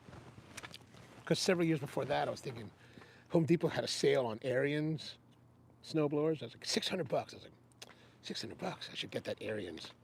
And then I kept hemming and hawing and hemming and hawing and hemming and hawing. And then, of course, it snowed, and then I just never bought it. George says, I have the 2 left. I'll give one to Tony when he returns. Oh, thank you, man. Thank you. Thank you. Thank you very much. I appreciate that.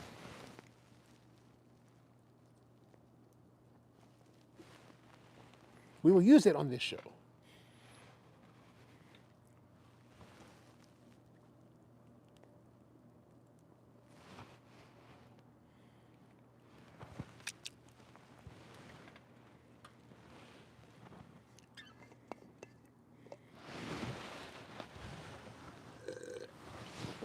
So the fire now it's got good amount of heat now. It's not the intensity that it was earlier, but right now, burning fairly nicely.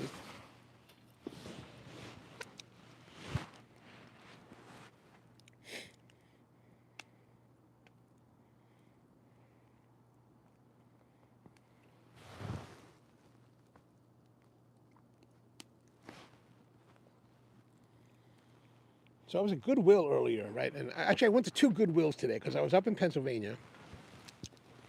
And what was I? I was in like. I went to this Goodwill. I was driving around and I was like, man, I need to get something to eat. I'm so hungry. I was like, I haven't eaten all day. And there was a time when I was like really into like being some. If I was anywhere, I'd be like, I need to seek out the best place for lunch. I'll sit down and have a nice meal, and enjoy it. The cuisine of that area. Nowadays, I'm just like, I just need to keep going. So I'm like, oh, there's a Burger King. Let me go to the Burger King. So I went to the Burger King. It's kind of close to Kennett Square. And I was like, oh, there's a Burger King. There's a Lowe's in the Burger King parking lot. And there's a Goodwill. So I went to that Goodwill.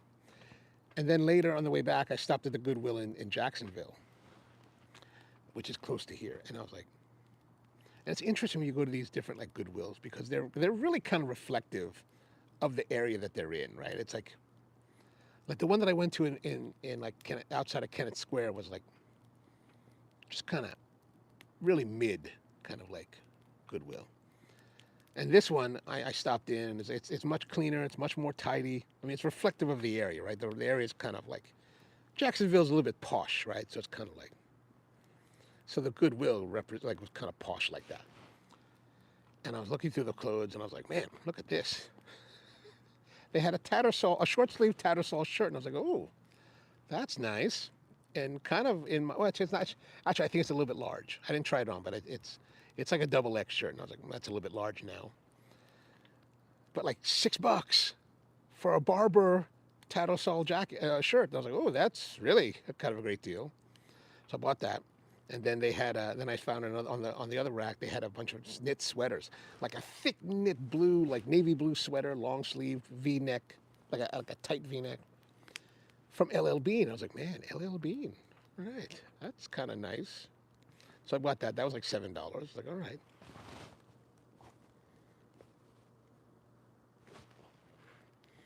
Like I bought a pair of jeans at a Goodwill up in outside of Boston for like $7. I was like, oh, that's nice. And the jeans that I got were they were Lee's or Wranglers. Lee's. I think they were Lee's. Nice quality, nice fit. And I remember I tried them on. Like when I got back to the house, I was like, I tried them on, and I was like, I wonder if they wash them. So I Googled. I was like, does Goodwill wash the clothes? And they're like, no, it doesn't wash your clothes. And I was like, I think my legs feel itchy. So I took them off, put them in the laundry. Then I could wear them. So these, I haven't put these on. I'm going to put these in the laundry and then wear them.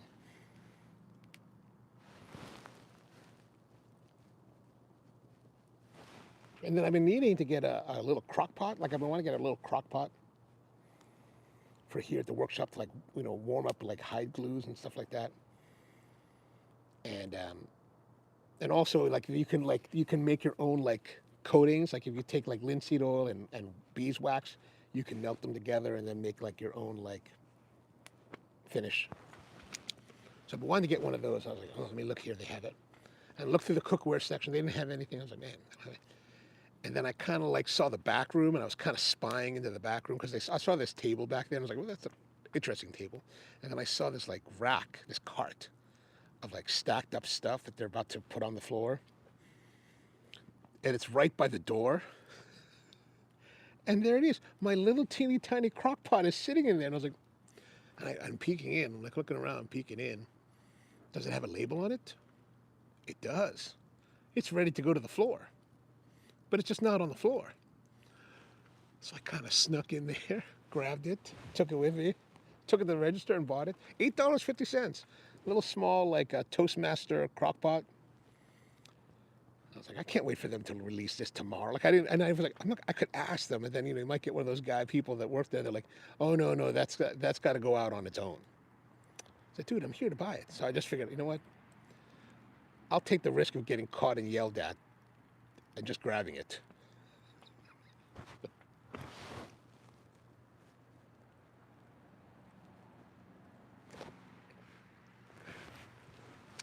So the cigar, doing well.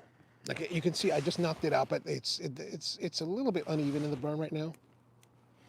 So the wrapper there just wasn't fully burned. Let me stir the pot a little bit here.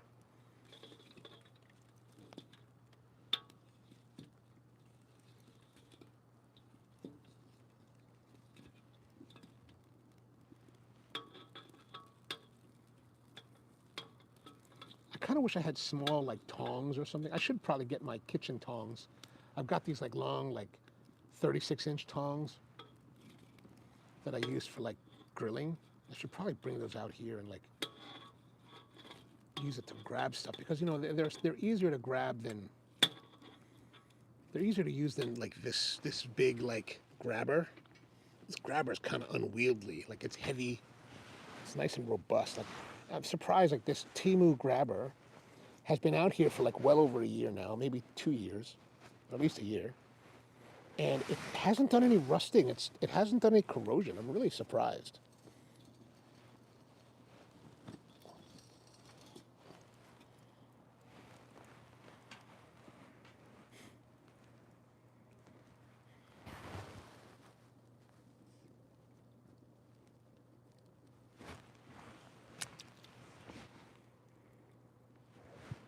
Put that down for a moment while I rearrange some of this fire stuff. Oops. Oops.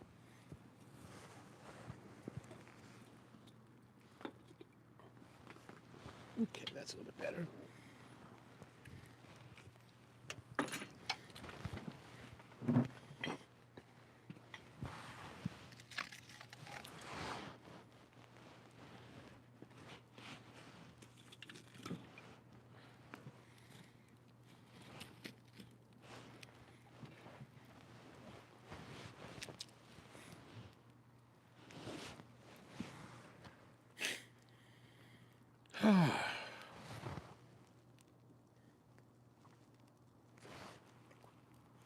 So what do you guys got going on this weekend? Anything interesting? I've got a formal ball to attend on Saturday.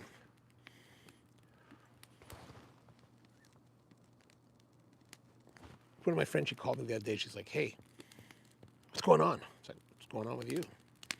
So are you coming to this thing on Saturday? She's like, it's that Saturdays? Yeah? She's like, all right, let me call someone. It's like, all right.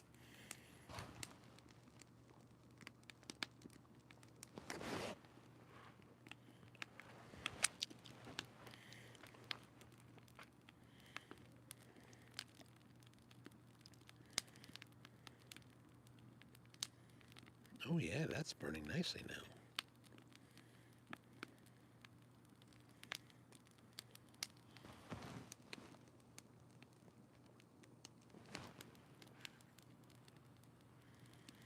Yeah, I think the cigar has been very good. Like it's been very enjoyable this whole time. Like I said, I do get points where I kind of get used to the flavor. The palate gets used to the flavor, and then like just now, I'll take a moment to stop, put it down for a few moments, muck with this, and then come back to it. And then that few moments away from the cigar allows the palate to refresh itself. And then when I come back, like now, that spice has returned. That kind of like interesting combination has returned, and is quite enjoyable.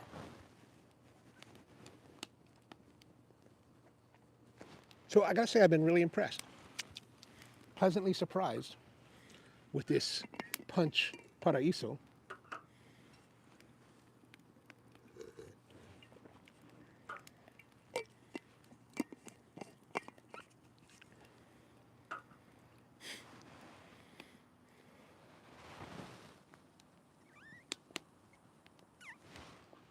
You can kind of see behind here, behind the fire, there's this smoker. I actually got a smoker here. This is an old, like 20-year-old new Braunfels smoker that I picked up for like 115 bucks on clearance at Home Depot 20 years ago. Or maybe 24, 20, yeah, probably like 2000. And it's held up well. There's a little bit of rust, a little bit of corrosion. There's a couple parts where it's kind of punched through, so I've been coating it with new coating, like a high temperature coating that's supposed to neutralize any kind of rust. And the shelf in the front, which is all wood, has finally deteriorated after all these years. So I need to make new wood for it. But it's been really good. And interesting, I've never used it as a smoker per se. Like I've only used it really as a grill. So I've been thinking I should probably use it as a smoker because part of the reason why I haven't used it as a smoker is I've got a big pellet smoker. So that's been my main method of smoking. So what are you guys doing for Thanksgiving? Like I know Thanksgiving's on Thursday. I'm planning this year. I'm planning to do smoked turkey. Brian called me up a couple weeks ago. He's like, "Hey, are you gonna smoke turkey this year?" And I was like, "I could." I hadn't thought about it yet. Like the last several years, or the last several years, the last 2 years, I think we did fried. 3 years ago, we did roasted. Then fried before that. So I've done a lot of fried, a lot of roasting, but I haven't done smoked in a while. And the smoke really turns out well. I was reading an article by Ken G. Lopez Alt. And evidently, if you look at smoking turkeys now, modern times, a lot of these people are talking about, oh, if you want to smoke your turkey, you want to spatchcock it, which means that you cut out the backbone and you splay it out. And what that does, it actually kind of puts the breast meat on the same plane as the dark meat and kind of helps to shield the breast meat more with the dark meat so that it gets more even cooking. And and I've done spatchcocking before, and it's fairly good. But I always like the presentation of the whole turkey, the full turkey that's not spatchcocked. So I'm trying to figure out like how I'm going to approach it this time to keep it whole while smoking it. And a lot of these recipes that I was reading, they're all talking about a little bit higher temperature than I normally will run for this. So I'll probably thinking like 225, 250, and letting that roll for like I don't know, like maybe they said that 40 minutes, half an hour to 40 minutes per pound. So if you have a 12-pound turkey, I guess that's like close to 5 to 6 hours.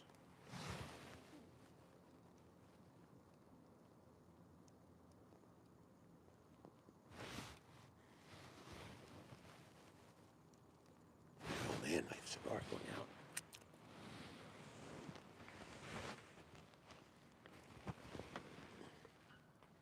Oops.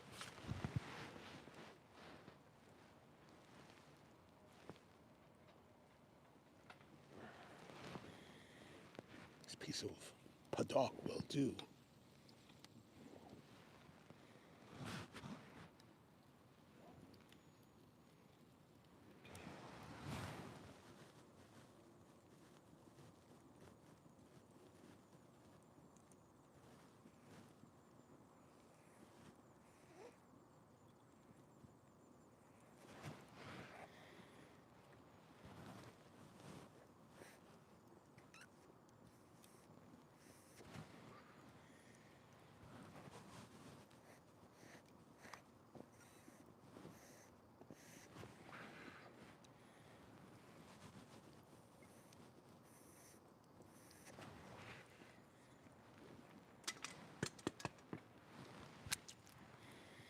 All right. Hopefully that oils from the paddock will not be detrimental to my health.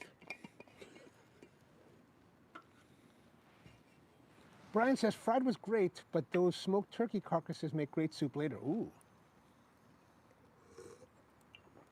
And I did spatchcock cooking of a chicken in my wood oven, and it turned out really great. But yeah, it doesn't look like, yeah, it does. I just wish I had the, I mean, it's fine. When do I take the turkey out of the freezer? Today. Take it out of the freezer because it depends how big your turkey is, right? So I can't remember, you have to look at the tables, but there's a certain amount of time per day or whatever, per 24 hours, that you should take your turkey out from frozen to let it go. It takes like days for it to. If you have a big turkey, like a, I think you told me you have a 12-pound turkey, so maybe it'll take a couple days to thaw in the, because you're thawing in the refrigerator, right? So you're taking a turkey that's now like, I don't know, let's say 0 degrees, 32 degrees, 30, let's say 28, 29 degrees Fahrenheit, and you're trying to put in a refrigerator that is now at 38 degrees, so it's only a 10-degree differential. So it'll thaw, but it will take a lot of time. So you want to start doing it now, and then you want to maybe do some kind of brining for a day or two, maybe 3 days total. And from what the article with Kenji was talking about, for the results, if you do dry brining, are better than if you do wet brine, especially for smoking, right? One of the things that I was reading about, and I have to look at it's a, I think it was a New York Times article, but if you Google smoking turkey Kenji Lopez alt, I'm sure it'll come up. But he talks about the reason that the skin on smoked turkey has become very rubbery is because of the method that it dries, right? It's I think because the drying is slower in a smoker, right? If you put it into a fryer, the oil is transferring the heat instantaneously, right? It's right on it, so it dries out the skin very fast. Where I think if you dry it out slowly, like in a smoker, it becomes very leathery. I have to read up on that, but that's kind of the gist that's in my mind now. Because I would like to be able to smoke the turkeys, but also have it be a little crisp. But I'm not sure exactly how to do that. I mean, maybe there was one method that I was using to cook chicken at one point where we would take the oil, and this is how you got really like crispy, crackly skin on the chicken. You take, I have to read about it again, but basically I think what we're doing is we would cook, maybe steam the chicken, and then you would take it to the wok, hold the chicken over the wok, because the wok is filled with oil that you've got like blistering hot, like you're running it like 400 degrees almost. And then you're ladling that hot oil over the chicken, and it just crisps up you got to do a lot of it. It's not like you do one pour. Like you got, and the whole part is that you got to hold this chicken above the hot oil, and baste it with the oil. Like it's involved. It's a difficult process, but that yielded some really interesting results.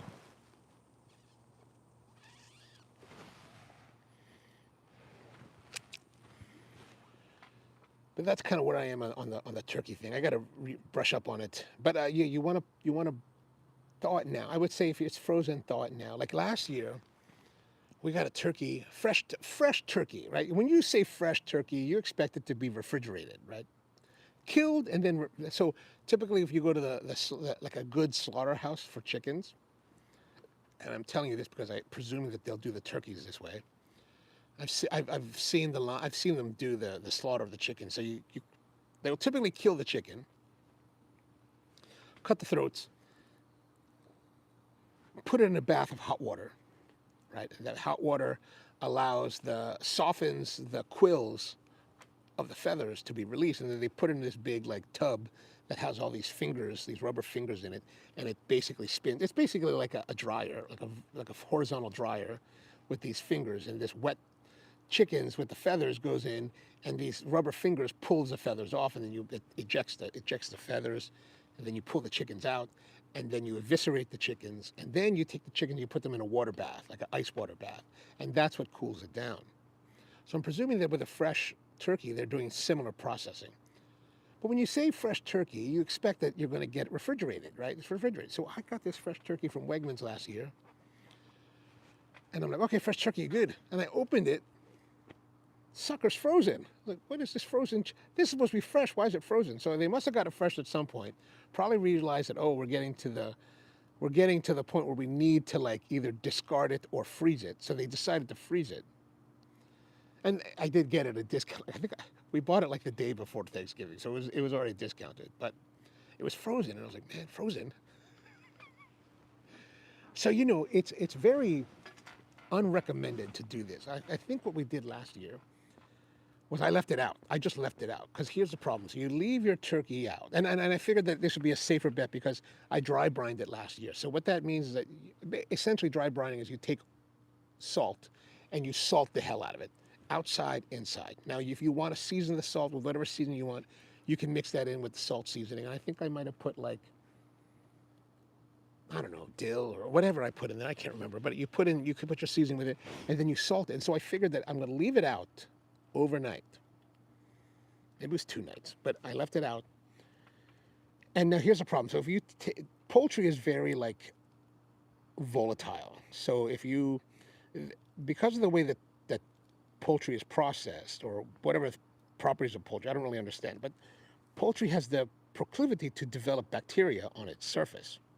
So if you leave it out, you could introduce bacteria to it and fester on the surface of your poultry. But I figured that it would be, I decided to play it because, I figured that by salting it heavily, that's going to create an environment that is not hospitable to bacteria. So I took the risk of like just leaving it out, and like, because the thing is, like, what's really happening is that your turkey is frozen, right? So the interior is frozen, but as the exterior starts to thaw, the exterior thaws first, and then it starts to like thaw through. But because it's above a certain temperature on the exterior, that's where bacteria can start to fester. So that's where the problem is, right? So that's why it's always better to keep it in the refrigerator, because at 38 degrees, bacteria is inhibited. So you want to, but I thought that, salt would mitigate that risk. I can't recommend that, but that's what I did. And it turned out fine. But there's a chance that it may not turn out fine and you get ill and everybody's ill, and, botulism can kill you. But botulism's not going to happen on that. Just maybe like jardosis or something would be, which is bad enough. Like jardosis is not a fun thing for like 24 to 48 hours.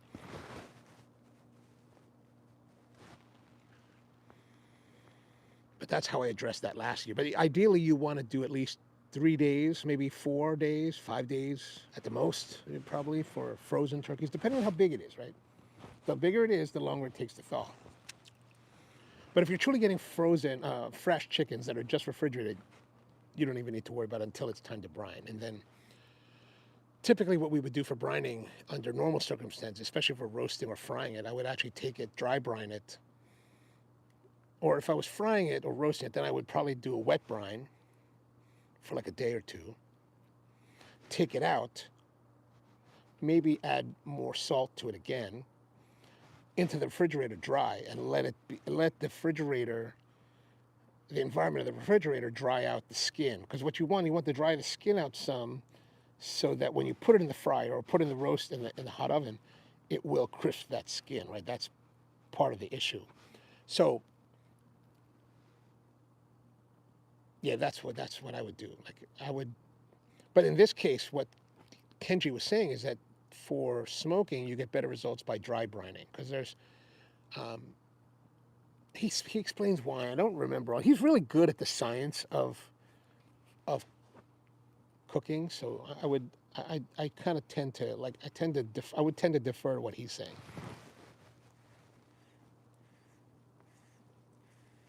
I don't know Kenji personally.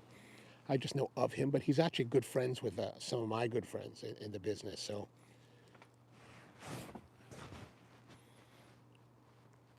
but that's what I'm thinking about it.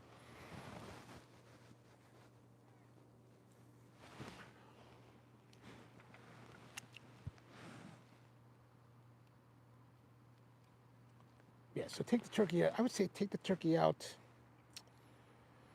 Saturday. Yeah, take the turkey out Saturday. Put it in the refrigerator Saturday, Sunday, Monday. Then by Tuesday, it should be thawed. Like I think you said 12 pounds. And then do the dry brine. Leave it in the fridge, exposed to the air. Don't wrap it, don't cover it, just leave it open. And then that will do its thing. And then you should be good. You should be golden by that point. By Thursday morning, you should be golden. And here's something I've been like, since I've been doing the woodworking thing, right? Like I make, every once in a while, I'll have like cut-offs and leftover stuff. So I'll end up making a cutting board out of it because, you know, I got no other creativity to figure out what to do with these stupid little pieces of wood than make these little tiny cutting boards. But I was listening to a scientist, Dr. Sari Robinson of the University of Oregon, and she was talking a year ago. She was on a podcast, and I was listening to her, and she was talking about like cutting boards, and the cutting boards are really an interesting thing because in the whole world of woodworking, everybody wants to coat their cutting boards. They want to put some kind of coating on it, typically linseed oil or mineral oil. Some people will put tung oil, but tung oil takes a long time for it to cure, so it's not really if you're in a rush, it's not the best thing. The best thing if you're in a rush is to use mineral oil because the moment you coat your cutting boards with mineral oil, you can use it immediately. Even though that mineral oil is a petroleum byproduct, it's actually food safe. But the thing is that it depends what kind of action you want from your cutting board. So lately, since about a year, I've been like encouraging people to like not put finishing on it, right? Like a lot of these woodworkers you listen to, they talk about like, I'm going to take the mineral oil, I'm going to put it in a big tub, and then I'm going to take my cutting board, I'm going to soak it in there overnight because it wants to soak all the mineral oil into the wood fibers. And it's like, why would you do that, right? They actually say that if you have a cutting board that you're using for cutting, preparing foods like meats and poultry and all that kind of stuff, it's actually better to leave your wood cutting boards uncoated, right? And here's the reason why, because the fibers of the wood naturally are absorptive, right? So the fibers want to absorb into itself. So when you put, let's say you have this chicken, right? Chicken is inherently a dangerous product because of the way we process it. So you put the chicken on the board, and let's say there's bacteria on the chicken. That bacteria is now being transferred to the board. If the board is uncoated, the capillary action of the wood fibers actually sucks those bacteria into it, right? And you may think, oh, you know, that's nasty. It's gonna decay. It's gonna whatever. It's gonna get rancid and all this. But that's actually not what happens.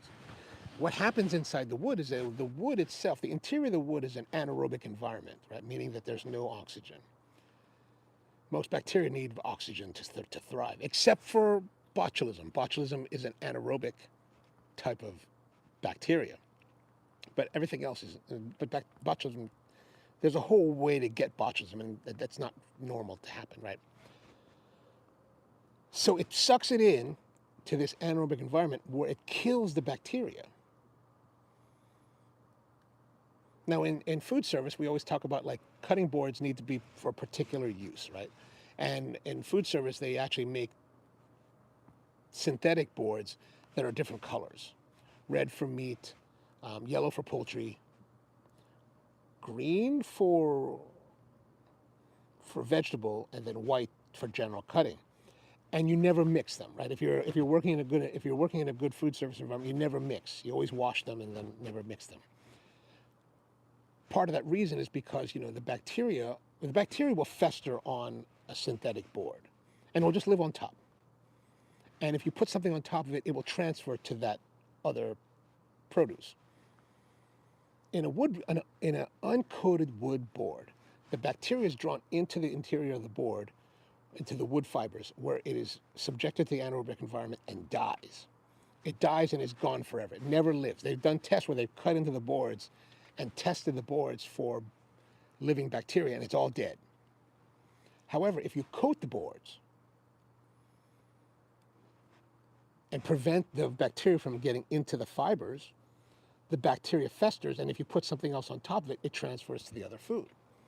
So this is why, like, Sari Robinson was like, you should leave your boards uncoated. And I was like looking more into it. I was like, oh yeah, you probably should leave your boards uncoated. So if you have a cutting board that you have that's coated, then just use it. And eventually the coating wears off, right? Like especially if it's like a linseed oil or mineral oil, it just kind of wears off over time. So it looks dull and looks all kind of like janky looking. You're like, oh, that doesn't look very nice. And it doesn't look very nice, but it is actually better for that bacteria properties.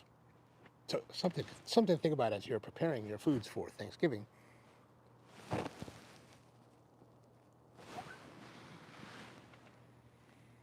Brian says it's 59 degrees in Phoenix. It sounds great. Ooh, yeah, that does sound nice.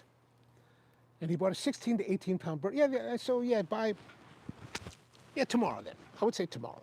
Take it out of the fridge tomorrow morning, or take it out of the freezer tomorrow morning, put it in the fridge, and you don't have to unwrap it. Just leave it wrapped. And then it's when you do the brining, then you take the plastic wrap off of it. And that should be perfectly fine. Craig says, I have a board that is one-piece Japanese cypress, no finish, and supposedly natural. Yeah, so they're totally antibacterial. If you want to listen to it, the podcast that Sarah Robinson was talking about this on is the Fine Woodworking Shop Talk Live podcast. She was on, I would say, now we're at episode 330 something. I think she was episode 290, something like that. Basically, it was a year ago. If you look through the Shop Talk Live podcast in October of 2024 and look for Seri Robinson, SERI, in the show notes, that's the podcast, and she'll explain it probably in much more better detail than I have explained it here. But it was really something that kind of opened my eyes to that thought. I was like, oh, if that's the case, then yeah. But I mean, when I make these boards and I still am coating them in mineral oil. I mean, I bought a whole gallon of mineral oil a few months ago, and so I was like, because it does it looks better. The presentation is better coated rather than uncoated. So if ever I was to be the kind of woodworker that would sell the product, I'd be like, hey, we offer it uncoated, but if you really want it coated, we'll coat it.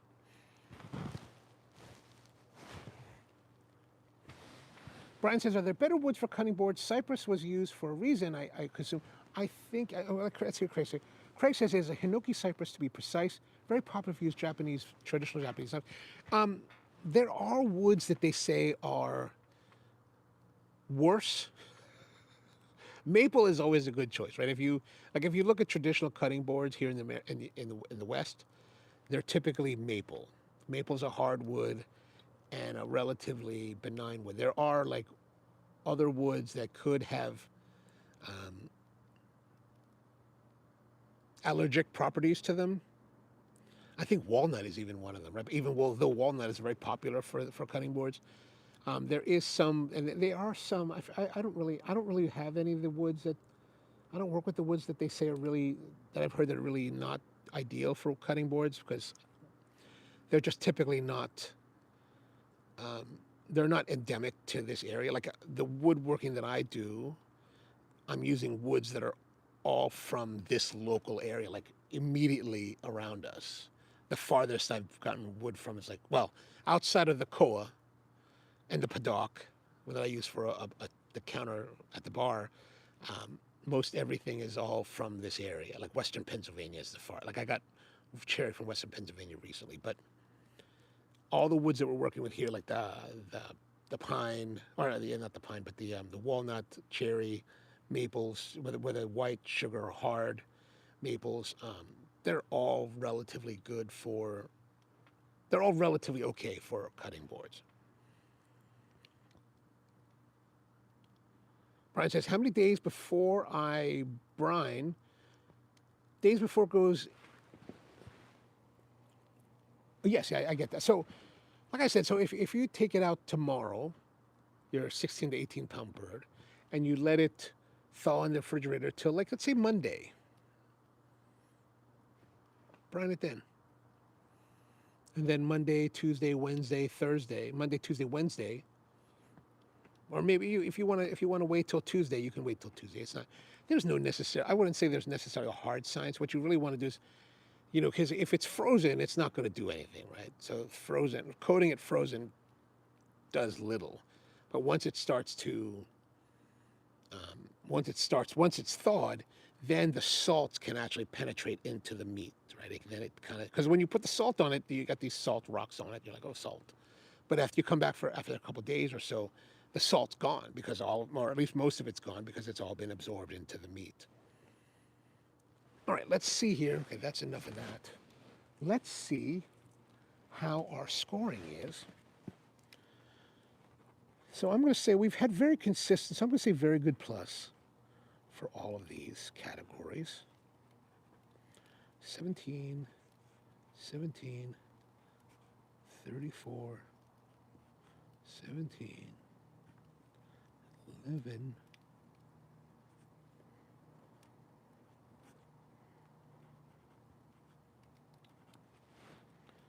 And I'm going to say we're still 7 to 8, 5, 8, 5, so another 17 there. And I'm going to say, very good plus for, no, I'm going to say actually our, that's not right.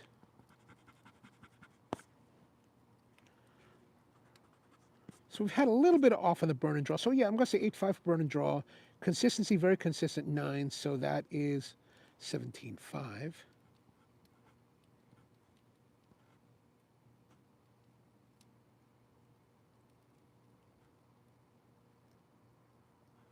$77.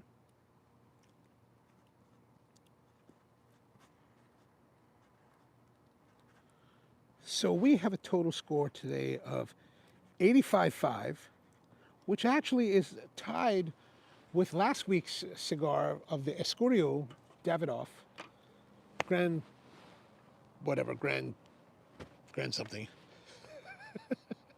But yeah, that was a very enjoyable Cuban cigar. Like I said, like I've been saying all night, it's much more enjoyable than I was expecting it to be, much better performing than I was expecting it to be. But I guess it makes sense because if we, it's not like I've never had enjoyable Cubans. I've had quite a lot of them, but it's just been such a while since I've had many Cubans. So it's like, oh, you just kind of get this thought that maybe Cubans aren't as good anymore. But that turned out to be really great.